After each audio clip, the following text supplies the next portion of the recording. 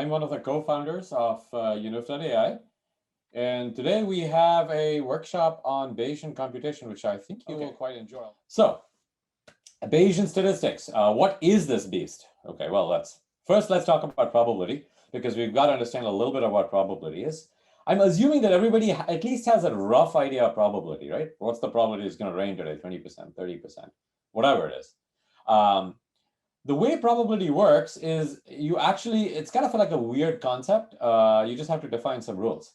And these are the rules, but let's even forget about the rules. They're not really relevant to us. I just wanted to put that down because probability is really out of formal system. You can do anything with probabilities. The bets you place in your fantasy cricket, those can be also treated as probabilities. Probabilities can be the number of times things happen. For example, if you tossed a coin, and you were Virat Kohli, of course, you managed to lose the toss 10 times in a row. That's a probability, in this case, 0 out of 10. Also, probabilities can be things that you create out of symmetry. Like, you have a dice, you throw the dice, it has 6 sides. So you say, well, what's the probability for 5? That's 1 by 6. So all of these things are probabilities. As long as you have some rules, the probabilities of all events add to 1 and stuff like that, you can treat things as probabilities. So it's kind of like a cool idea. We'll actually just stick to one idea of probability right now. And the idea of probability we'll stick to is what's called the frequency notion of probability. And the frequency notion of probability is that probability of some kind of event is that if you could repeat this event, the number of times this event happened divided by the total number of times you did something. So for example, if you tossed a coin 100 times and it turned out to give you heads 60 times, that would be 60 divided by 100. So that's 0.6. Okay. Now, with that idea in notion, assume that I have a two-dimensional problem in which I can have a quantity which can take two values. It takes a value x and it takes a value y.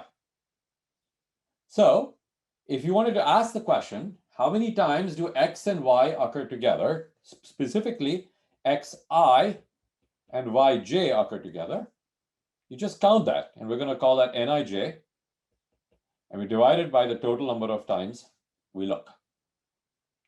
Everybody with me on this part? Oh, so one thing, please, unmute, speak up, and remute yourself, okay? Because I do like you to shout back at me, so please do, from time to time.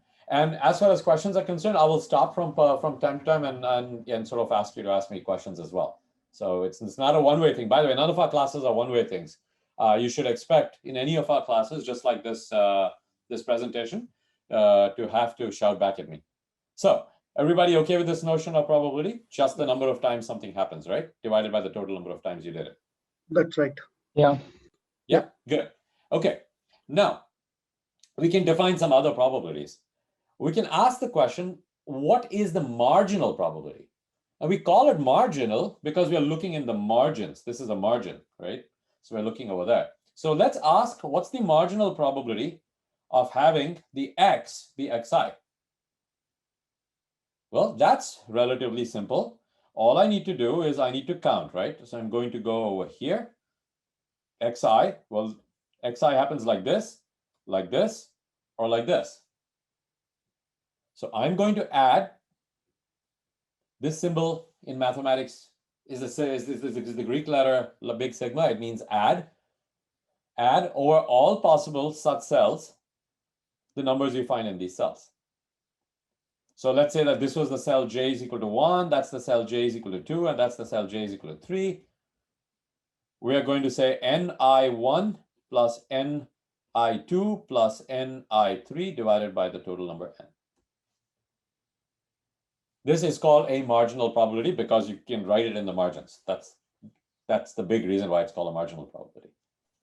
Now, you can ask, what is a conditional probability? A conditional probability is kind of asking the question that suppose you knew that x was xi,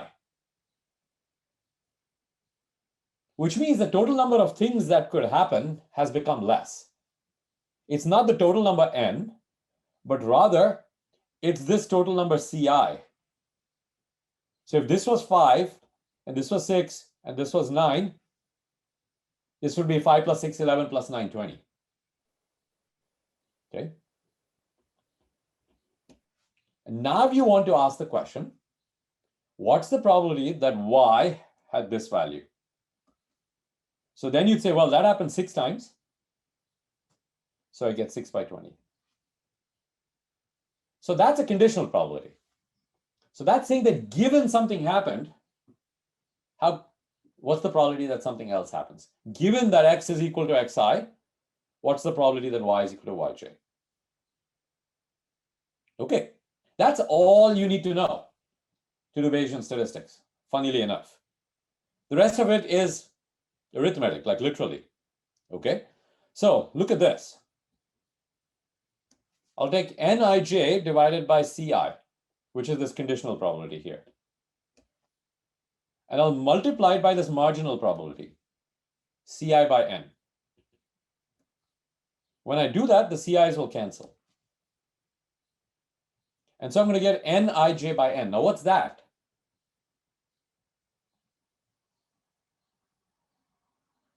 That's the probability of just this cell, right? Just this cell, nothing else.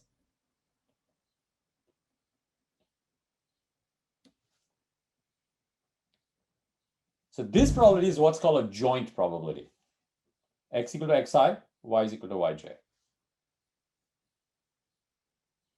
Now you'll notice that I can write this the other way. So what did I do over here? I said Nij by Ci. So I said this divided by that times that divided by that is equal to this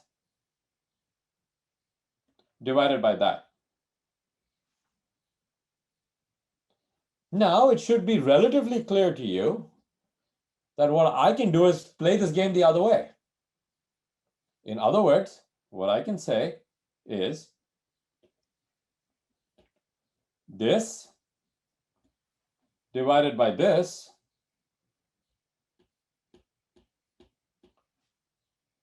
times this whole thing divided by that big rectangle gives me exactly the same quantity. This divided by this. In other words, I can write this product in 2 different ways. I can write this joint probability here in 2 different ways. The probability that y is equal to yj given x equal to xj times the marginal, but also x equal to x, so that should be xj, xi. The probability that x equal to xi given y is equal to yj times the probability that y is equal to yj. More generally, I can write this. The joint probability P of A comma B is P of A given B, P of B. Also can be written as P of B given A, P of A, as I just showed you using that rectangle. And therefore, I can write this. If you've seen enough spam on CNN or other sites, you'll know that there'll be a lot of these ads that says this one weird trick can reduce your tummy or something of that sort. So this is the one weird trick in all of statistics. It underlies a whole branch of statistics and a lot of extremely important stuff that goes whether you're a Bayesian or whether you're not a Bayesian. So for example, say you went and got a COVID test, right? And you want to ask the question that, okay, you have a positive COVID test. What's the probability that you actually have COVID? So this quantity can be written as B of D plus, where plus means I have COVID, D is disease, given that my test was positive. And now I can write that as this times the probability of the test being positive is equal to the probability of the test being positive given that you have the disease times the probability of the disease.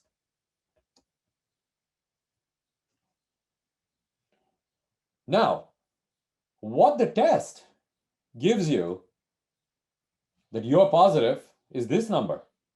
What do you want to infer is this number. So just because you have a positive COVID test does not mean you're positive. You have to do this calculation to figure out whether you're positive or not. unless you think that this is a completely academic exercise, when I was in India last September, my wife tested positive for COVID, and then 3 days later tested negative. Why do these things happen? Well, tests are chemical processes, right? There can be adulteration in a chemical process. There can be something else happening. Maybe somebody else's saliva got in. We don't know. But whenever you have a test, just because it's positive doesn't mean that you actually have the disease the test is telling you about. So this theorem is literally a kind of like life and death theorem in many ways in medical sort of like scenarios, and it's really important. And you'll be actually surprised about the number of doctors who don't know about it. And that would be kind of my way of screening a doctor, is to see if they understand anything about this kind of stuff. Okay, well, that takes me a little bit aside, but I want to stop here, and I want to ask if there are any questions at this point. Or if you want me to make any clarifications on this. This part is important. You need to understand this part for the rest of it. So feel free to ask any questions. Professor, if you could just slightly explain the marginal probability again, if that's fine. Sure. So the idea behind the marginal probability is, if I have two events happening at the same time, x equal to xi and y is equal to yj, it's asking the question, what is the probability x equal to xi? No matter what the value of y is, because multiple values of y may occur along with it. So imagine for a second two coin tosses. Okay, so I have two coins, I toss them. Now I ask you the probability that the first coin toss is a head. So what is the marginal probability of that? Let's enumerate, right? I can have heads and heads. I can have heads and tails. I can have tails and heads. And I can have tails and tails. So there are 2 out of those 4 in which the first one is a heads. And there are 4 total number of things. So the marginal probability of the first thing being a heads is 2 out of 4, is half. So does that get the idea through? Cool. The condition, the sort of joint probability would be sort of asking the question, what's the probability that the first one is heads and the probability that the second one is heads? That's a joint probability. A conditional probability is, given that the first one is heads, what's the probability that the second one is heads? Which is just the probability that the second one is heads, because these coin tosses are independent of each other in this particular scenario. Although when Virat Kohli goes out to toss the coin, you sometimes don't think so, because he has streaks, right? I mean, I often feel that Virat Kohli's tosses are like more streaks than would be randomly possible. But clearly I'm wrong. I haven't followed all his tosses. Professor, we can apply the same thing. Or the BCCI is conspiring against him, which sounds extremely weird. Professor, so we can apply the same concept as you mentioned, to like 2 events right now, so to n events, right? At one event, we're looking at one event's probability versus everything else, right? Yes, absolutely.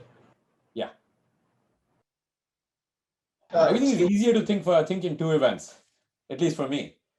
But yeah, you can apply it anywhere. Excuse me, Professor, I have a doubt with the next slide where you were talking about the test being positive. So yes. Here, when I'm taking a test, so I want to know what is the probability I have the disease. So shouldn't it be P of D plus instead of P of D plus given D plus? Because I'm interested in my probability of having the disease, not in that shouldn't relate to the test, right? No, it is conditional, right? You've got a positive test. What's the probability that you have the disease? You're not asking the probability that you have the disease per se, because you have no basis to ask that, right? So in real life, what would P of D plus and P of T plus represent? Aha, so that's a big question, right? So yeah. So now you're actually coming to the heart of the matter. You're asking this question, okay? So what is this? So you are asking the question that if I want to calculate this quantity, P of D plus given T plus, which I can now write as P of T plus given D plus, P of D plus divided by P of T plus. Yeah. What are these quantities, right? Yeah. Okay.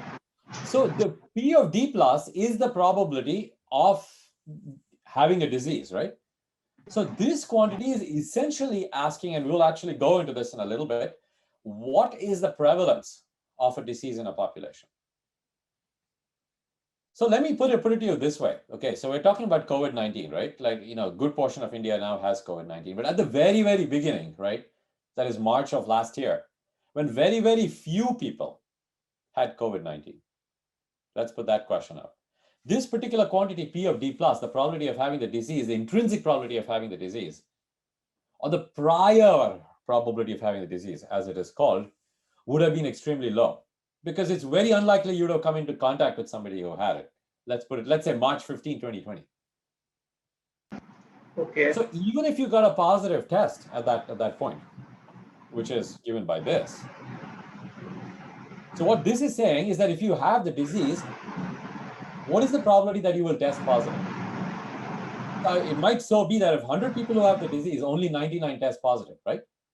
Because the other person's antibodies didn't react with the chemical that was there in the RT-PCR test. So this probability may be 0.99, but this would be extremely low, 0.01. So in other words, at the beginning of the pandemic, if you did an RT-PCR test and you tested positive, there is a good chance that you are what's called a false positive, because this number is extremely low. In fact, this is at the heart of what we're going to talk about in a little bit. On the other hand, say you're in Delhi right now, where maybe 50% of the people have, then this number is more like half. And the fact that you got a positive test means that you're extremely likely to actually have COVID, given that you tested positive.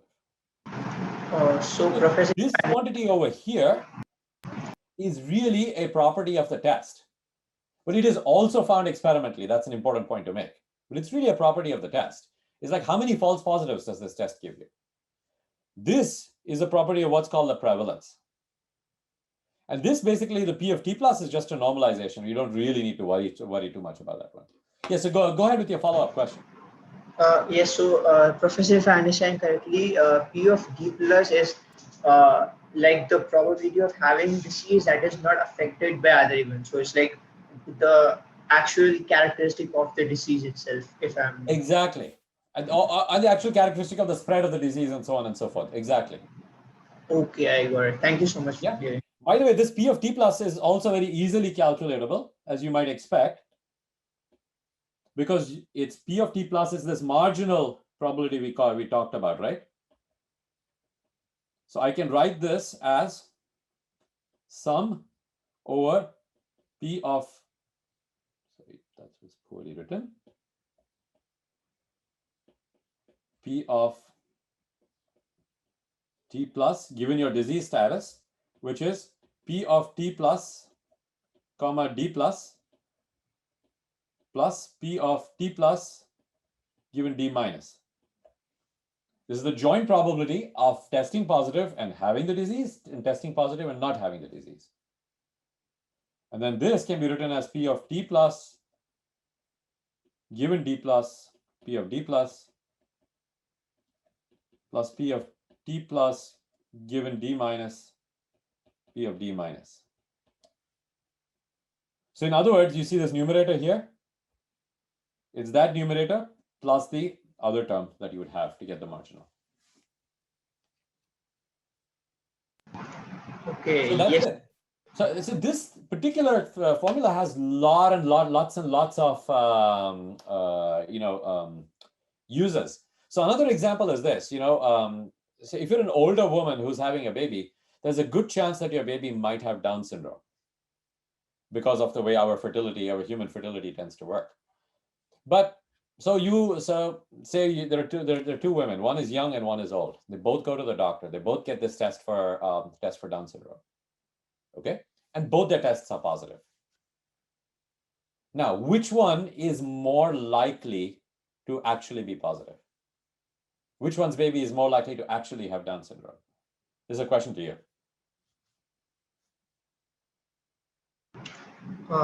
Is it The old one. Older one. The older one, right? Because the prevalence of Down syndrome is much higher amongst older women's babies than it is amongst younger women's babies, because of the biology associated with it. And so if you were a younger woman and you went and got a Down syndrome test and it turned out to be positive, the doctor is not going to be so worried, and you will not think so much about an abortion.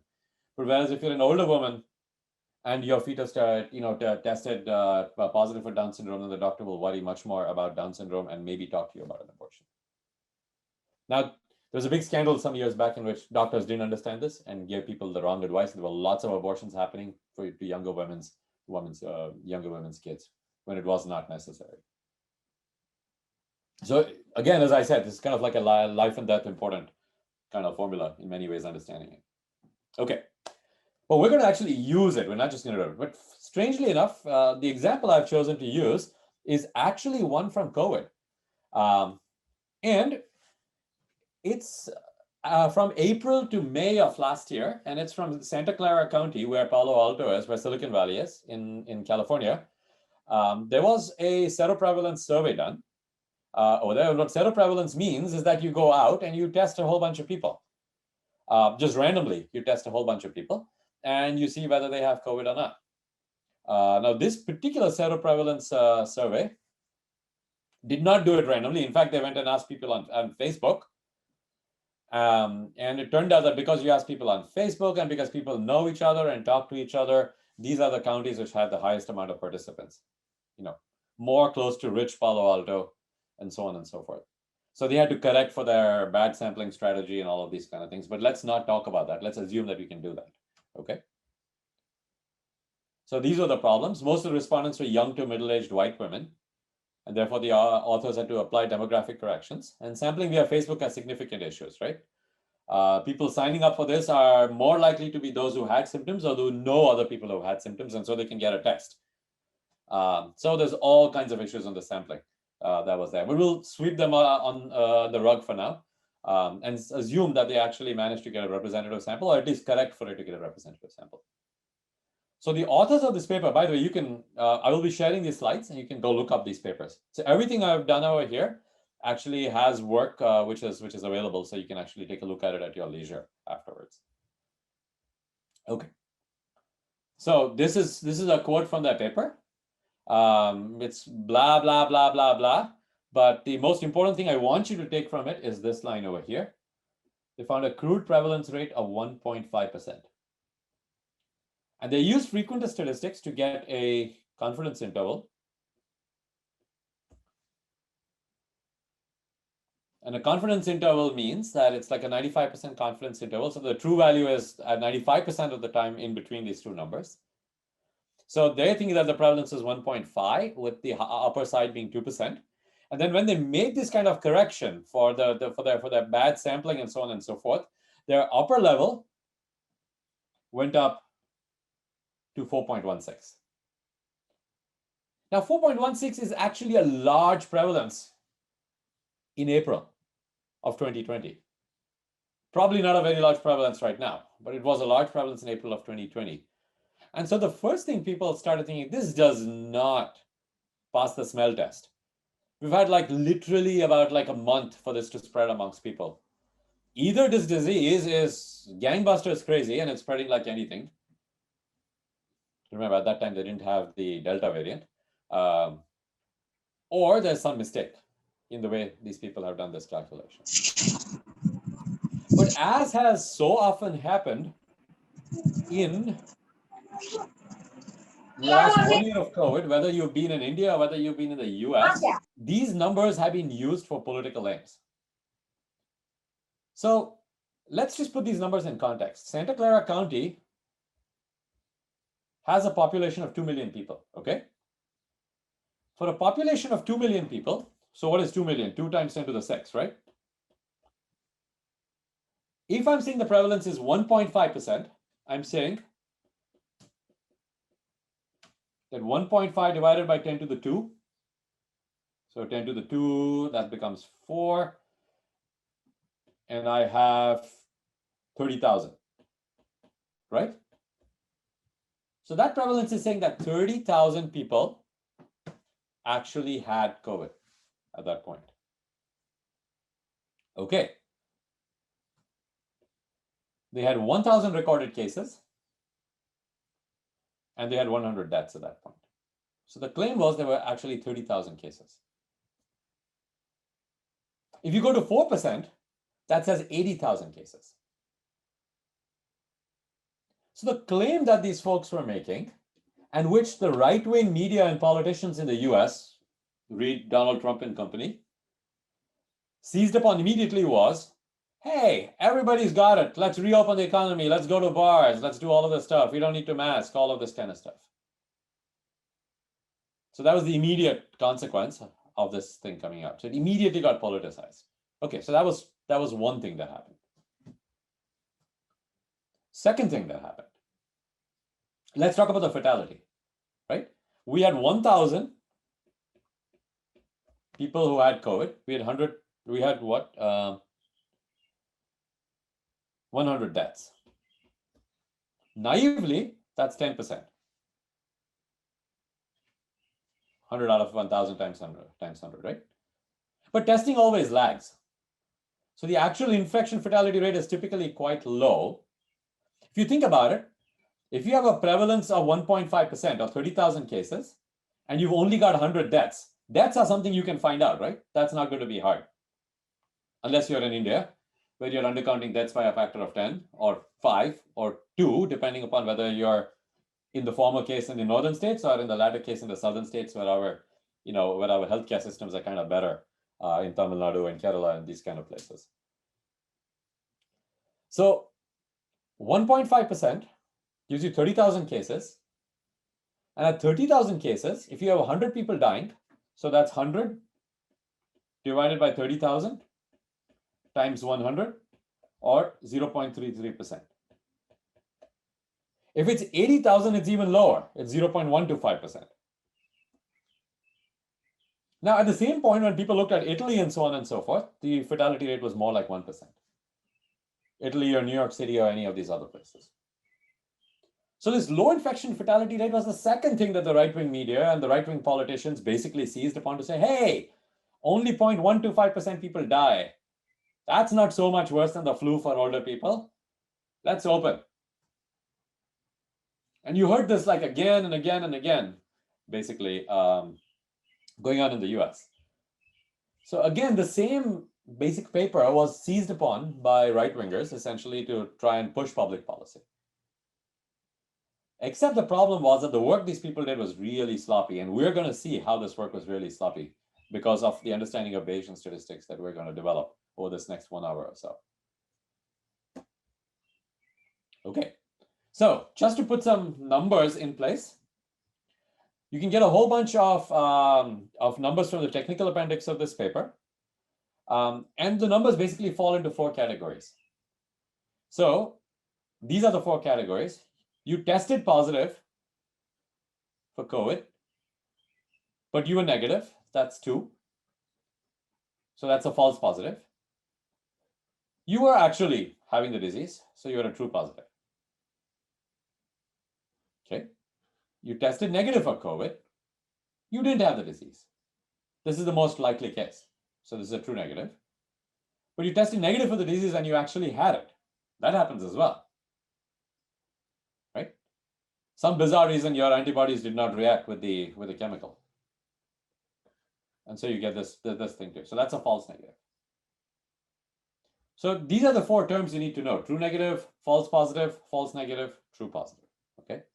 And these are the numbers that came out of the paper, from the technical appendix to the paper, which you can also go and look up. Okay. Now,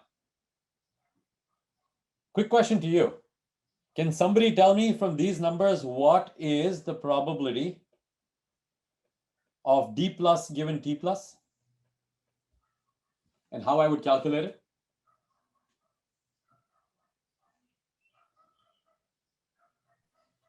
True positive upon total. True positive upon which total? Total of tested, like all, everything, because everyone is tested, right, over here. That's right. So it's 103, you're right. True positive divided by? 399 plus 2 plus 103 plus 19. No, remember this is a conditional. Amongst people who have tested positive. Oh yeah, yeah. 105. 105, that's right. Absolutely. Good. So now you get the idea, right? So essentially I'm saying that this is 103 divided by 105. Now if I wanted P of D plus given T minus, it's going to be 19 divided by 19 plus 399, right? And like this, I can calculate all the conditional probabilities I want. Everybody with me on that? Yeah. Yeah. Okay. Okay. So again, this is a quote from their paper. They looked at 3 scenarios. In scenario S1, they estimated these quantities from the numbers provided by the manufacturers of the test kits. It was interesting how this was done. For sensitivity, which we'll talk about in a second, over here. So sensitivity is basically called the true positive rate. So that's the true positives divided by the observed positives. Okay, so that's P of D plus, or more precisely, P of, you got that wrong, P of T plus given D plus. Okay, so I take this quantity T plus divided by D plus, so that's 103 by 122. That turns out to be 0.844. That's called the sensitivity of a test. The specific is also given this symbol S. There's also something called the specificity of a test. The specificity is the true negative rate. It says take the true negatives, divide those by the observed negatives. So in other words, it's P of T minus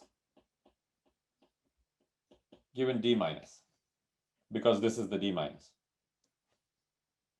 Okay, and that turned out to be, as we can see, 399 divided by 401, which is equal to 0.995, much, much higher than the sensitivity. So in some sense, what the sensitivity is telling me is that out of these observed positives, right, out of these OPs, these observed positives, people who actually have the disease, okay, what fraction tested positive? That's what this is telling me, the true positive rate. And this is saying, for those who didn't have the disease, the observed negatives, what fraction would test negative? Okay, so these numbers were done by these various test kits. Now, what is prevalence? Prevalence is P of D plus. What's the amount of disease we have? So that's the quantity you guys were first telling me about. Let's take this 122 and divide by everything, the total number N. And you might think that that's a good way to estimate it from these numbers, but it's not. And for this, you need to go look at this technical appendix. And this technical appendix will tell you that for the sensitivity, the manufacturer reported 78 positive test readings for 85 samples from Chinese blood samples over there. Okay, but the specificity was based on an experiment on a sample of 371 known negative blood samples taken before the pandemic started. So they took 371 really old blood samples from a blood bank before COVID was known to have spread to humans. And said, okay, these guys are all negative. We know they're negative, but what fraction turned out to be negative when we test them? And they found 369 out of 371 turned out to be negative, but 2 turned out to be positive when they did the test. But because of this, this is not a good estimate of the prevalence. It doesn't actually look at the prevalence of the disease in the real public. For that, you need to do a serosurvey. So we can get estimates of sensitivity and specificity from these previous experiments, but not the prevalence. Is that part clear? Okay, so I have a question Professor, for you. You'll notice that I put hats on this S and this R. Hats in statistical language usually means estimates. Why have I done this? Can anybody tell me? Because they are sample, not the real population. That's right, exactly, Shweta. They are samples. They were samples, like one of this was a Chinese sample, the other one was a previous sample taken from some, from some old blood bank somewhere. They were samples and not the actual population numbers. I take another sample, I'm very likely to get a different number. And this is probably one of the most important things you need to remember in statistics, right? That anything you measure is just an estimate of the actual quantity you're trying to measure. And when you do that, you typically tend to put a hat on top of things. Okay. There was a question, Professor, I think. Maybe a good time to take it. Yeah. Yeah, Professor, I mean, it makes sense that we can't obviously estimate prevalence with this, but even for specificity, as you mentioned, since the samples are very old, it's even that is not a good measure right now, right? Because the samples are very old. I mean, they should either take both the samples from the same time period, and then we can say. So actually, even for specificity, I would say on the contrary. The fact that those samples are actually old helps me from the perspective of knowing that these people didn't have COVID. Because if I took a random sample of blood tests I took in March or in April, right, of 2020, I don't know that these people don't have COVID. So I don't know what my baseline sample is. So my denominator would be wrong. This denominator would be wrong over here. And I want the denominator to be correct. So that's the reason. For sensitivity, I kind of agree, because it makes no sense to do it earlier because there would be no positives. Yeah. Okay. Sir, one question. Sir, when go ahead. the table was being calculated, how do you know that the person does not have a disease but has tested positive when the sampling is being? I'm not able to hear you very clearly. There's a lot of static coming through. Hello, so I hello? think he was asking a question that how do you know that whether a sample is positive or negative? I think he was asking how do we sample? No. So you say, how do I know that a sample is actually positive or actually negative? Yeah, I mean, you get the test positive, but when you are classifying that as a false positive, how do you know that he or she doesn't have a disease? Really, really good question. Well, you get the other symptoms of the disease, and therefore you know this person has the disease, or you do follow-up testing. So there are multiple ways in which you can establish this. For having COVID, you have symptoms of the disease. That's one way. Not having COVID, well, do it before the pandemic ever started, right? That's why they did that for that particular sample. Let's go to the Down syndrome case. There are other tests that you can also do for Down syndrome. Likelihood is that if you have 3 tests coming out to be positive, you are actually positive in some sense. So yeah, but it's a good question, right? Because how do you confirm this? Yeah. Yeah, Professor, I have a question. Yeah. Actually, when you are trying to change the range of samples, okay, and the confidence in interview will get varied. And these estimations of what we have studied for this many samples might be changing in the next sample range. Do you think the probability is really helpful in understanding is it true or false at this moment only, or we are giving any range of specific specimens? So this is actually the question you're asking is the heart of the question that everybody was asking. This is a really good question you asked. So let's follow up on your question. This is exactly what the slide is doing. Okay. Suppose the specificity of this test was 98.5%. Right. Okay. Roughly speaking, what we found over here, right? With 99, we found 99.5 over here. But let's say it was 98.5 and not 99.5. Okay. So now when they actually went out and they did this, right, survey, they found that out of 3,330 people, 50 tested positive. Okay. Now, out of 3,333 people, what's 1%? Roughly speaking, 33 people. And what's 0.5%? Roughly speaking, another 17. Okay, just keep these numbers in mind. Okay. So if your specificity was 98.5%, That means 33 plus 17, i.e. 1.5% of those who tested positives would be false positives. Because the others are going to be true positives. 98.5% are true positives. So the remaining 1.5% are false positives, and those are 50. Okay. Now suppose it was 100% specificity. That means everybody is a true positive. Right? So these 50 people who tested positive, in going from 98.5% specificity to 100% specificity, they all changed from being false positives to being true positives. So in other words, it is super, super sensitive to these numbers. Now, if you look at the actual 99.5%, that means you would think that roughly speaking, 17 were false positives out of 50, which means 1/3, basically, right? So these numbers shift around a lot, and these kind of low numbers, right? These numbers move a lot, and so you should not be trusting any intuition you're building into this at such low prevalences. Your prevalence is 50. This is so low in your test, in your survey that you did out there, that intuitively, I think all of us would kind of agree that there is something, dal me kala, so to speak. I'm not 100% sure that I can actually trust these numbers. And I should not at any rate be making public policy based upon these numbers.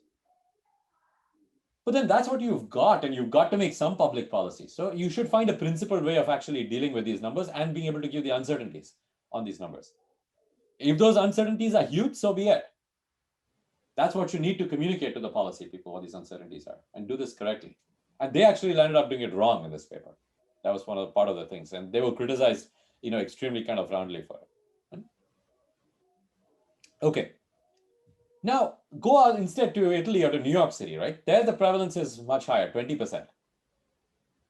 When that prevalence is so much higher, we are not so sensitive to false positives anymore, intuitively speaking. Like 20% of the people got it. So what if I had 50 false positives? Who cares? 20% of New York City is bigger than most countries, right? So it doesn't matter. But at this kind of low prevalence, it does actually matter. So whether you're saying the prevalence is 1.5%, which is what they're telling us, the corrected prevalence upper limit is 4%, which is what they were telling us, or whether the prevalence is 1% or whether the prevalence is 0.5% makes a huge difference. Because this false positive number will go yo, yo, yo, yo all over the place. Okay. So how do I handle this in a principled sort of fashion? Now, let's be completely honest, you can do this in a frequentist way. But thinking about it becomes much, much, much harder. And frequentist statistics is usually a grab bag of weird kind of approximations and tests and everything you do. Bayesian statistics, you can do everything exactly. This is part of the beauty of this approach. And let's get to this approach. Yeah, so how do we do this? actually, how do we tell policymakers what to do in this situation? Okay. Professor? Yeah. In the statistical analysis, if you go for G-score and the probability of failures and probability of success, look into these two categorization, definitely the limit of confidence interval what we are trying to build in, the variance that is been picking up, it shows that there is a difference in what the data we have and what the data they are giving to us. Obviously, we need to understand the data first and then try to dig into the data, whether it is really happening in the nominality or not. And then once we can skew the data and then start doing these predictions, that's what I can say after looking into this data. Yeah, no, absolutely. So you want to look at this data, you want to see the variance. In fact, the variance is really important, right? Because the variance is going to tell you what kind of confidence intervals, and actually in Bayesian statistics, these are called credible intervals, that you can actually put on these quantities. And so they are claiming, right, that they had this interval between 1 to 2% uncorrected with a 1.5% in the middle, right? Average 1.5%. When they corrected it, they said 2 to 4% with 2.5% or something as the average. Are these reasonable numbers they came up with? So that's actually the question we're going to ask. Right. And we're going to adopt a Bayesian strategy to do this because it's actually really much simpler to think about it You don't need to know any special statistics. Correct. You don't need to know binomial confidence intervals. You don't need to know the variance of a binomial distribution. You need to know none of this. You can do it from first principles using Bayes theorem. That's the beauty of this kind of approach. In fact, this entire set of things, and I've actually put a bunch of links to tweets and to tweets and that kind of stuff at the end. The whole analysis can be done in a set of tweets. It's actually that simple. A set of tweets and one numerical integral. That's all you need. Okay, so let's be honest. There is a numerical integral that went into that. Or you could have done sampling, but that's all you need to be able to do this. Okay. How it is different from this Bayes analysis? That's what you are going to explain us, no? Yeah. Thank you. Okay. So Bayesian stats. So now to talk about Bayesian stats, I'm going to step back and talk about stats in general a little bit. Okay. Any stats you do, it starts with a kind of a data story. The critical thing about this data story is that you should be able to specify an algorithm to simulate new data from it. And typically, this takes the form of a formal probability model that you come up with. Here is some probability distribution that characterizes this data, and here is a new sample from the probability distribution. Maybe this data has a Gaussian distribution, and here is a sample from the Gaussian distribution. That's kind of like the idea over there. So this is an example taken from a really good Bayesian statistics book, which uses R actually, not Python, but I've used it to teach my Bayesian statistics courses back at Harvard. It's called Rethinking Statistics. Super nice book if you can get your hands on it. And it has this very interesting problem. Suppose you're a seal with a big nose, and you have a globe. You toss the globe into the air, and then you catch it on your nose. What's the aim of this idea? You're a seal who doesn't know much about the earth. And you want to know how much water is there on the earth and how much land is there on this earth by tossing the globe. If you want to think about it as some kind of celestial seal tossing the earth up, and the earth comes back down, and it comes on his nose, and it comes either as a water or land. I will interchangeably use water as heads and land as tails, okay? It's like a coin, right? It's like a coin flip. So we are told that the first 9 tosses were WL, WWW, L, WLW. These are the first 9 tosses. So far, the seal has gotten so far, and now the seal has gotten tired and wants to figure out how much of the earth is covered by water from this. Okay, so this is our data. The data is the sequence of tosses, and it can be summarized, if you like, by the fraction of water tosses. So number of water tosses divided by the total number of tosses. So in this particular case, naively speaking, what is this particular fraction? This particular fraction, I seem to have lost power on my pencil here. Let me just put it in for a second. Naively speaking, it is 1, 2, 3, 4, 5, 6 divided by 9. So that's what the fraction is, 2/3. Okay. So this is the data story we're going to come up with over here. P is the probability, or theta is the probability. I'll use P and theta interchangeably. There's a true proportion of water on the earth. We're going to call P or theta. Okay. This is the actual thing that we somehow or the other know because we have satellites and this and so on and so forth. Of course, the seal has no access to this information, right? Seals don't know how to read satellite data. So P is thus the probability that you will get a W on any toss, right? So I think we roughly know that 70% of the earth is water or something. That's what I actually don't know the real number, but let's say it's 70%. Then so that's the probability. So every time the seal tosses the globe up, right? He's doing an experiment, but it's the same Earth. It's not like Earth and Jupiter and Venus and so on and so forth. So all these tosses follow the same probability. This is what's called identically distributed. Each toss is identically distributed. Also, we are assuming that each globe toss is independent of the other. So this is called independent. So these two assumptions, 2 and 3, are called IID, or independent and identically distributed data. So this is IID data. Now this IID data can be built into a formal probability model at this point. How do we do it? Well, we use statistical distributions to do this. So for those of you who are not familiar with probability distributions, this is just a very, very, very small sketch. Probability distributions are these functions, P of X, which are normalized to 1. Why are they normalized to 1? Because the interpretation of these probability distributions is that the area between x and x plus dx, where dx is a small change over here, is the probability that this quantity x took on this particular value. So if you like, it's this little sliver, this yellow sliver over here. And if I add up all the possible probabilities, they should add to 1, right? It can only take this set of values. So small p of x is what's called the probability density function. Big P of x, which is the area up to x, is what's called the distribution function. And now you kind of know from, old calculus, this is kind of like the fundamental theorem of calculus, right? That the derivative of this distribution function is going to be this probability density function. Or this area over here, dp, is equal to this probability density times dx, just the rectangle, area of that rectangle. So formal probability model basically specifies either this or this for you. Okay. Now this model has some shape. Does it look like this? Does it look like this? Does it look like this? That shape is dependent upon some parameters, right? Which tells you how squeezed am I, or how far apart am I, and so on and so forth. For a normal distribution, it's the mean and it's the variance, for example. Okay. So we'll collectively call these parameters theta. That's our notation. So what is frequentist statistics?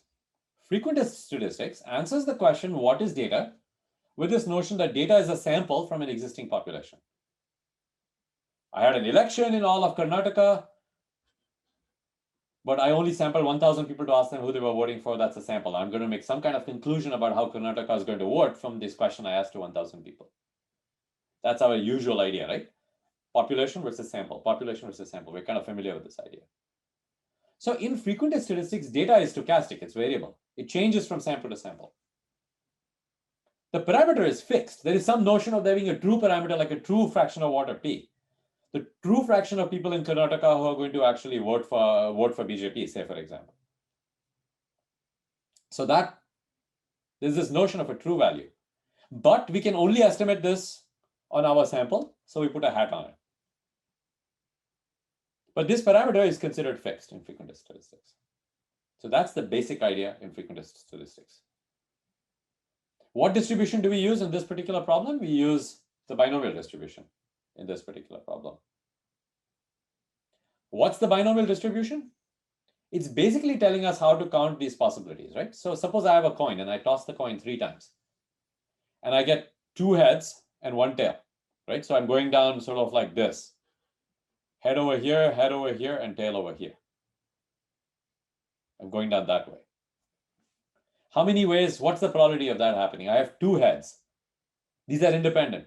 So the probabilities multiply. So the probabilities are going to be theta for the first head, theta for the second head, and 1 minus theta for the third head, for the third tails. How many different ways can I get 2 heads and 1 tail? Well, multiple different ways. I can get first and second heads, third one tails. I can get second and third heads, first one tails. I can get first and third heads, second one tails. So 3 different ways.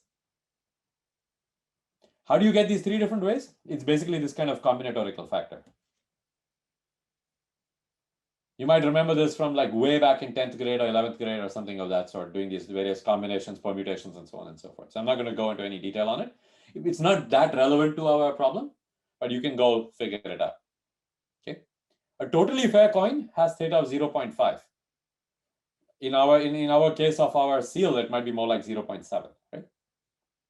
So this is the binomial distribution. So what am I doing?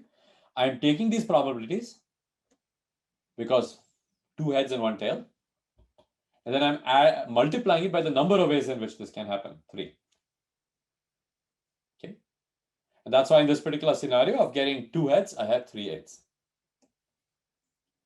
Because this is half, times half times 1 minus half, which is 1/8. It happens 3 times, 3/8. By the way, this diagram is from the Feynman Lectures of Physics, Chapter 6, Volume 1. All the Feynman lectures are online. This is actually a great introduction to probability if you want to bone up on your probability. Feynman lectures in general. I mean, I'm a trained physicist, so it's one of the best books ever written, in my opinion. I know I'm being a little bit hyperbolic, but it is that good a book. Okay, so this is what the binomial distribution looks like. 200 for 200 trials, 200 tosses of a coin, 200 tosses of a globe. If it was 50%, if the probability was 50%, if p was 50%, if theta was 0.5, then I'm going to get my peak around 100, right? Basically for the binomial distribution. So that's it, essentially telling me that if I throw 200 coins, then I'm most likely to get 100 coins as heads and 100 coins as tails. But that's not always the case, right? I'm going to get these kind of like variations around it as well. That's the reason why if Kohli does 100 tosses, he's not likely to get 50 of them heads and 50 of them tails, but maybe 52 of them heads and 48 of them tails, so to speak. Okay, now I've got this probability distribution. What do I need to find in this probability distribution? What do I need to estimate given my data? What do I not know? Do I know this? No, I don't, right? I don't know what, I'm the seal. I don't know what fraction of the Earth has water on it. So I want to estimate this. This is my parameter I want to estimate. What's the way I do it? So this statistician Fisher in the 1920s came up with a method to do this. This is called a maximum likelihood method. The idea is really kind of simple behind the maximum likelihood method. It says, if I have these independent things, just multiply the probabilities of those events. This is going to be called the likelihood, the total probability, and then I'm going to look at it as a function of my parameter, theta. I'm going to differentiate it with respect to theta to find the maximum, and I'm done. Why does this work? Here's a little diagram that should convince you. I have these 3 data points, these red points over here. And I have 2 possible distributions, the blue distribution and the green distribution.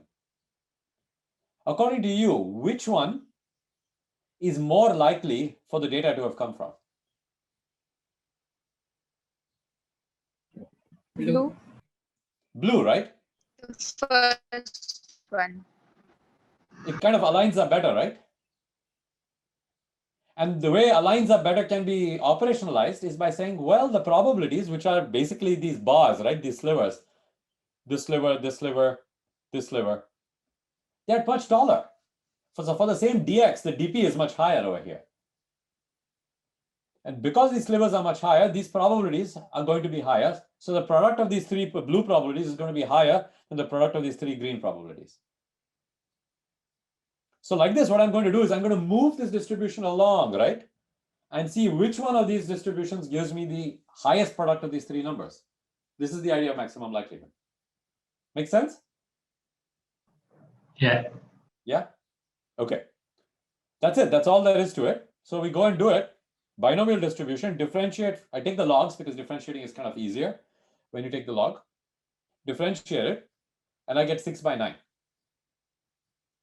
Which is what you would have naively said anyways.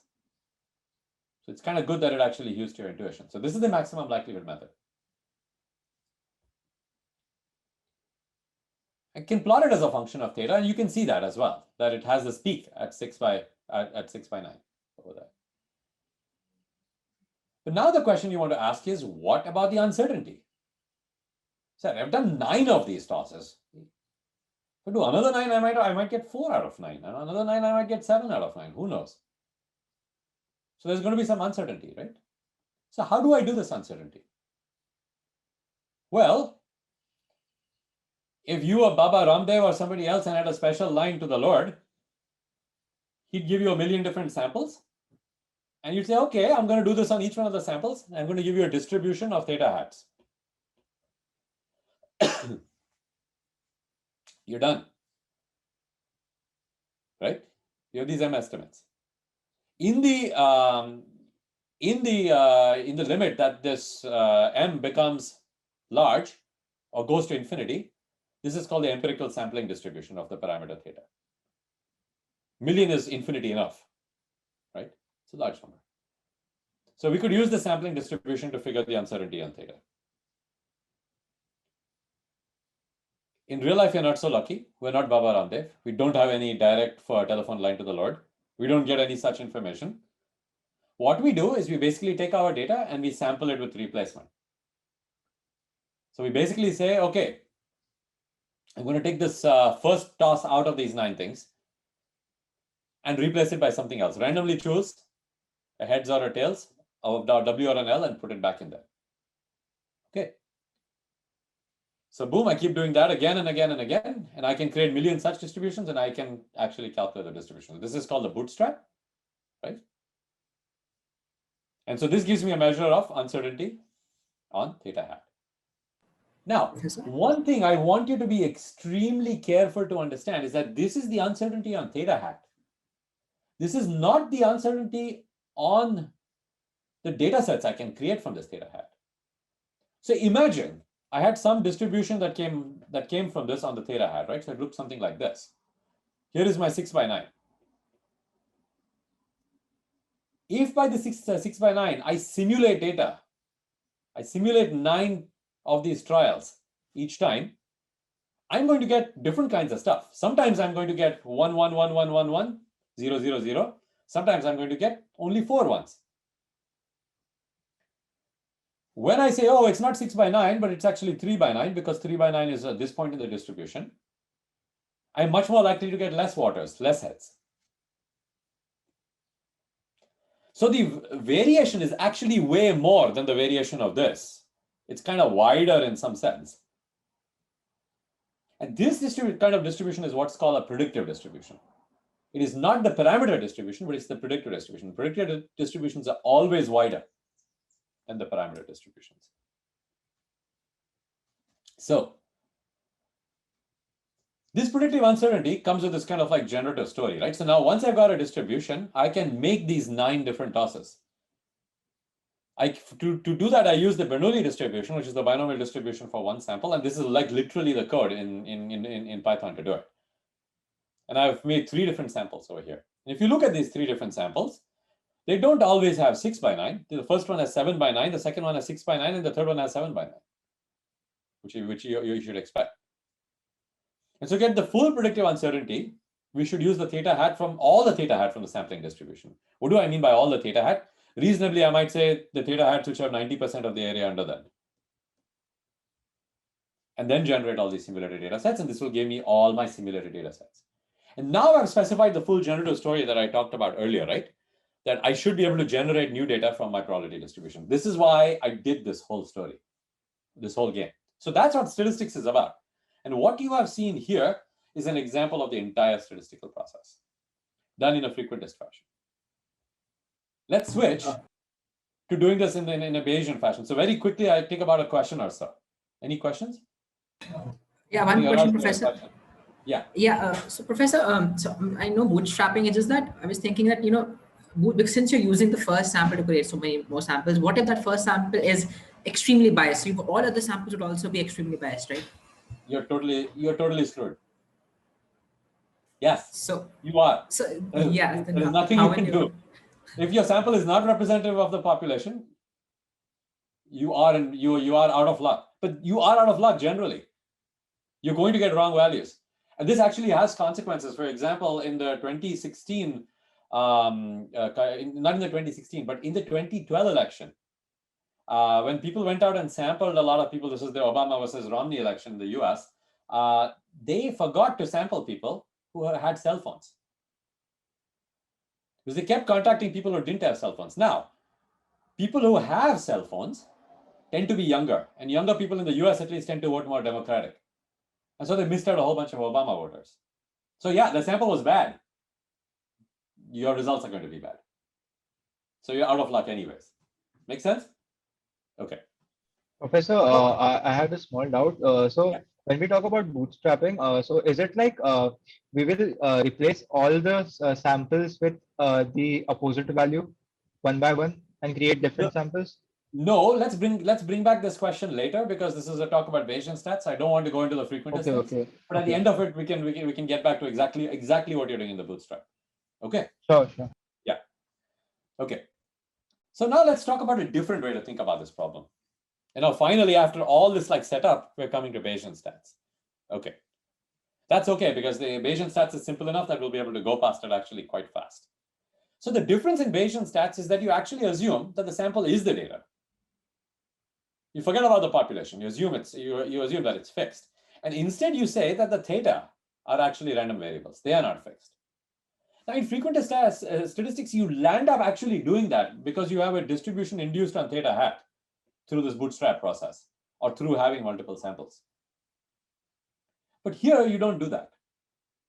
What you do is you say that theta is inherently stochastic. It has multiple values. And in fact, what you're going to do is you're going to associate a new distribution called a prior distribution. You might remember the word prior. We used it in talking about the P of D plus from earlier. That was not an accident. So this is called a prior distribution, and it actually lets you encode your belief into it. Now, this sounds like very wishy-washy, almost kind of new agey, type stuff. It's true. Because probabilities can be anything you want, they can actually be a belief system. You can put your belief into the prior.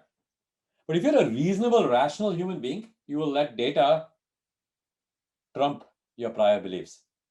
But if you have very little data, having prior beliefs is actually useful. We'll see how this whole thing works. So the prior distribution generally represents our belief on the parameter values when we have not observed any data yet. This is not always true, but that's the kind of like in the most pure idea what the notion of a prior is. So Bayesian stats basically operates by obtaining a posterior distribution P of theta given D, given the data you've seen so far, by multiplying the likelihood by the prior. What on earth do I mean? Well, can somebody tell me? When I have a conditional like this, P of theta given D, how might I obtain it? What happens if I multiply P of theta given D by P of D? You have to use base rule. What can I write on the right hand side? P theta comma D. P of theta comma D into D. Okay, yeah, that is theta comma D, which is equal to P of flip it. P of D given theta into P of theta. Yeah. So if I want to know what is the probability of the theta given that you've seen this data, all I have to do is P of D given theta, P of theta divided by P of D. Now, P of theta is this prior I'm going to put in. What is P of D given theta? Is the probability of getting some data given a particular distribution. It's this.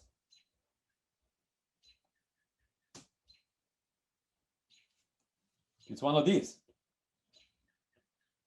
This is some theta 1, this is some theta 2. This is P of D given theta 1.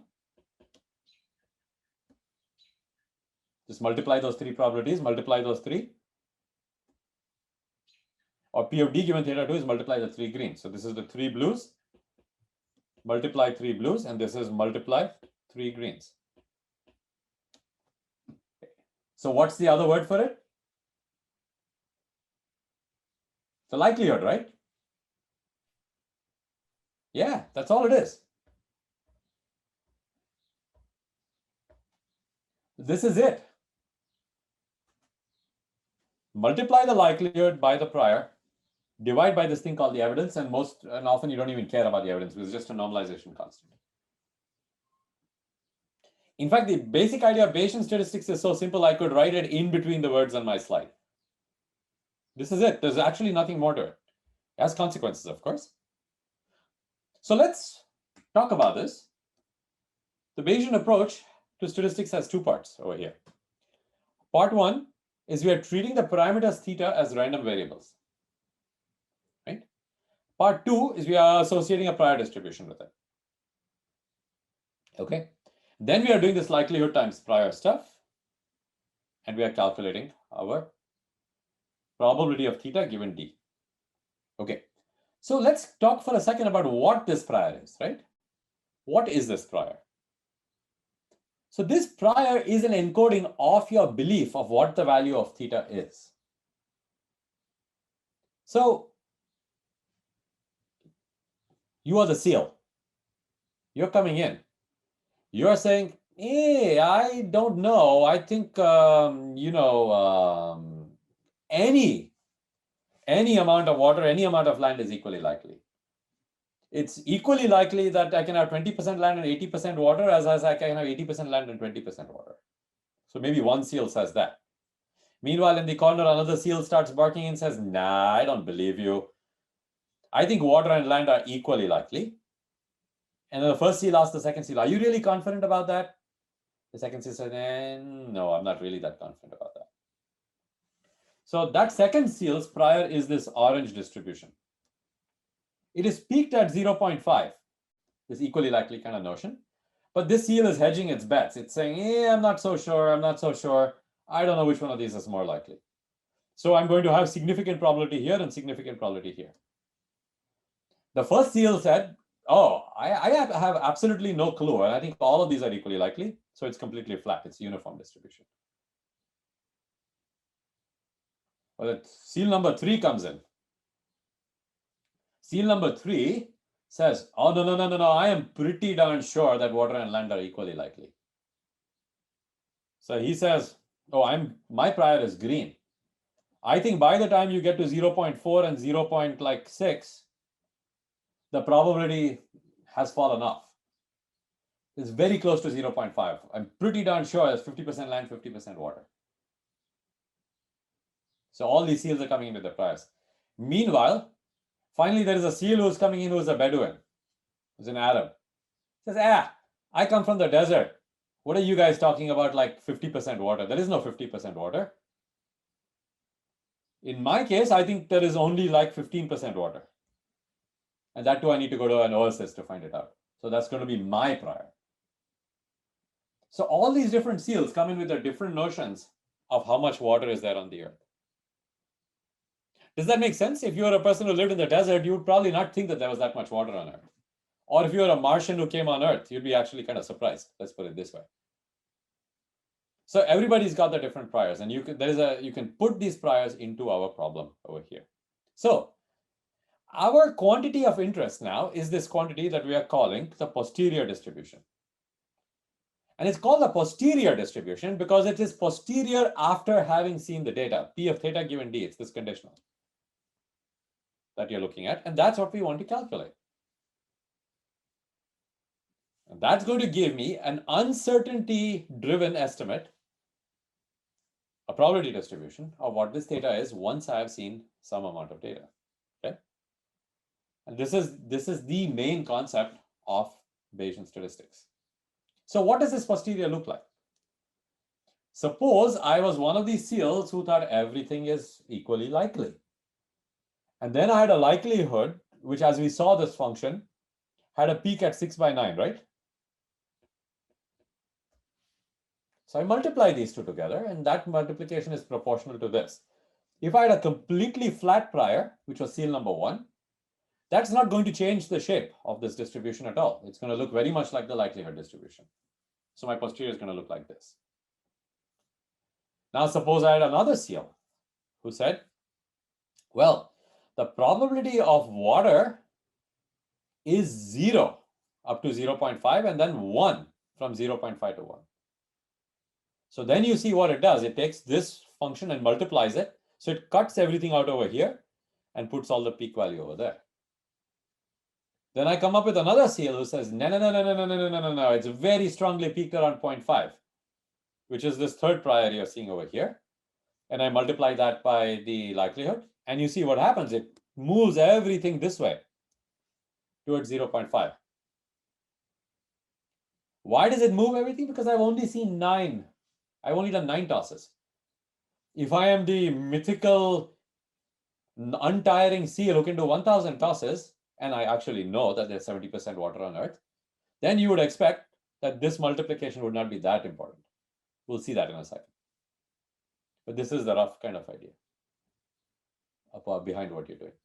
So this is how this prior information affects what your final kind of result is. So if you don't want it to affect, and you want to be kind of frequentist in your Bayesian statistics, you go with this kind of prior, which is basically saying that everything is equally likely. In fact, that's what we'll do for the COVID problem when we get back to it in the next 10 minutes. So there's one more distribution that's important, and that's the distribution that talks about the prediction. Remember how I said even in frequentist statistics, the kind of spread on the predictions is much more than the spread on the parameter?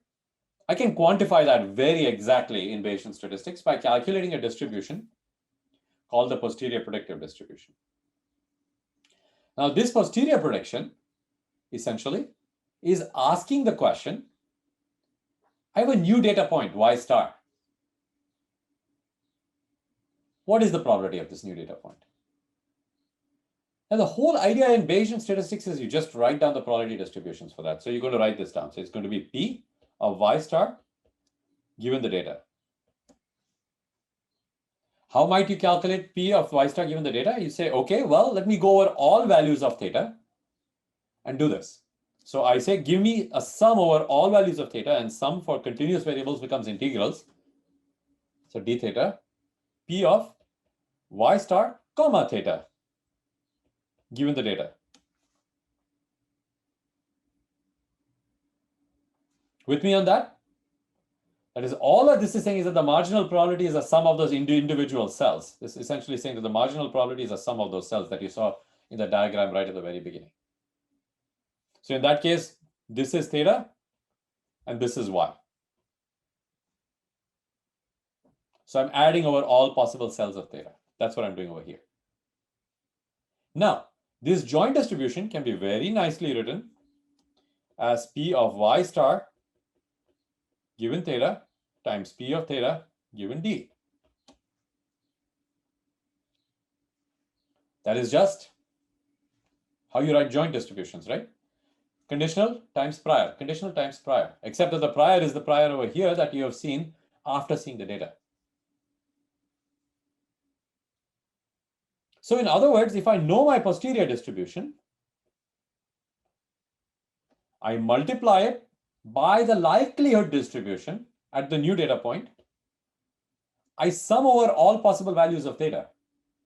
Why do I sum over all possible values of theta? Because at the end of the day, I actually don't know what theta is. This is the difference, the key difference between Bayesian statistics and frequentist statistics. I'm basically saying, in a very principled fashion, Arey Baba, I don't know what theta is. I have some distribution for it. I don't know what it is. The quantity of interest is the prediction for a new y. The next toss, what is it going to be? Heads or tails? Water or land? That's what I want to know. I don't care for what theta is. That is your problem. That is how you model it. Your binomial distribution. I don't want to use a binomial distribution. I want to use a Krika, Pruka, Kroka distribution, whatever the hell that is. Something else. At the end of the day, you and I can compare our results on these two different models by looking at this quantity, right? And the way we are going to do that is whatever parameters of our distributions are, we are going to add over them. We're going to marginalize over them. That's the word to use. So this is a major breakthrough. You're saying that unlike what the frequentists do, I don't have to commit to one value of theta. I'm just going to sum over all these values of theta. Now, if my theta distribution looked like this, very highly peaked at one point, yes, it would be the same thing as you did for one value of theta. But if it is not, it's going to get some energy from here, it's going to get some energy from here, it's going to get some energy from here. That's good. It's going to give me the correct value of my uncertainty. Does that make sense? You kind of intuitively see how having to do this integral kind of smears out your uncertainty, makes it a little bit wider, gives you a much better idea of your uncertainty, and why in our COVID situation, this might be a useful thing to do. So we give the correct information to our policymakers. So, but this formula is not new. This formula is the very first formula we did when we came up with that grid. Except that I made the grid in theta and y over here. And I said, if I want this y, probability of y, let me sum it over all these cells. Which means I need to add over theta, p of y comma theta. That's it. This formula is exactly this. This is an important point, so I'm going to stop and make sure that you guys have understood it. Conceptually, there is absolutely nothing new. The whole integral, like you can say the p of y star conditional, the whole probability is equal to that. Yeah. In fact, this integral actually confuses matters. Look at this one, right? It's kind of easier to think about. Yeah. It's basically saying add all these cells. Add all the theta cells for a particular value of y. Yeah, got it. Professor, one thing which is like before this slide, when we were discussing about the likelihood evidence and posterior, so we were obviously, we didn't specifically use P of D comma theta, but what does that mean here? The joint probability P of D comma theta, what would it mean actually? So you're talking about this, right? So this thing is P of D comma theta, right? Yeah. Yeah, so that means that it's exactly the probability of having a, so let's look at this thing, right? These are my y cells, different values of y.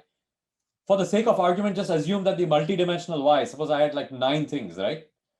That this one dimension is actually capturing all those 9 dimensions. And this is capturing the theta dimension over here, right? So P of D comma theta is essentially saying, oh, these were the 9 values I had, WWW, LLL, WWWW, something like that. These were the 9 values I had. They're captured by this cell. All 9 values come from that one cell because the way I'm collapsing all those 9 dimensions into this one y out here. So this cell has those exact 9 values which came from our data and a particular value of theta, 0.5, 0.6. So this one may be 0.5, and this one might be 0.6, and this one might be 0.7, and this one might be 0.8. And this particular one is a particular sequence. That one is some other sequence. That one is some other sequence. Easier to think about if you just think about it as one, right? In 9 dimensions, it's a little bit hard to think about. So does that make sense? So it's exactly that one cell and nothing more. Is this quantity. What's the probability that this exact 9 tosses happened with this theta? This exact sequence of 9 tosses with this exact theta. Then this one is saying, what is the probability that this exact set of 9 tosses happened along with this theta is equal to something else, 0.4. And what we are trying to do is we are trying to invert the problem. We don't know what theta is. So we are saying, look at all of these, and look which one is better. That's literally what we're saying. So invert the problem. Okay. So that's what we want to know. So to get the posterior predictive now, to say exactly what's the probability of not this sequence, but some other sequence now, let's go and find some other sequence over here.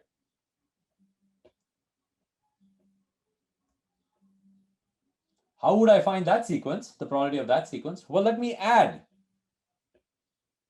these.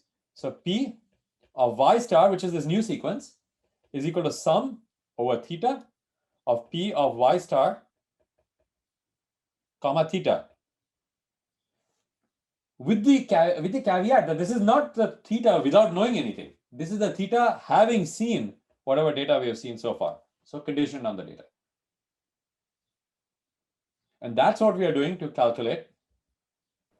So that's the definition of marginal probability, right? So that was like the marginal. Yeah, that's the definition of exactly the definition of marginal probability. except that in this marginal probability, I'm putting in one condition because I want to condition on data I have already seen in the past. And that's where this formula came in from. So that's why there is this vertical line over here. It's usually when we do these marginal probabilities, it's just this.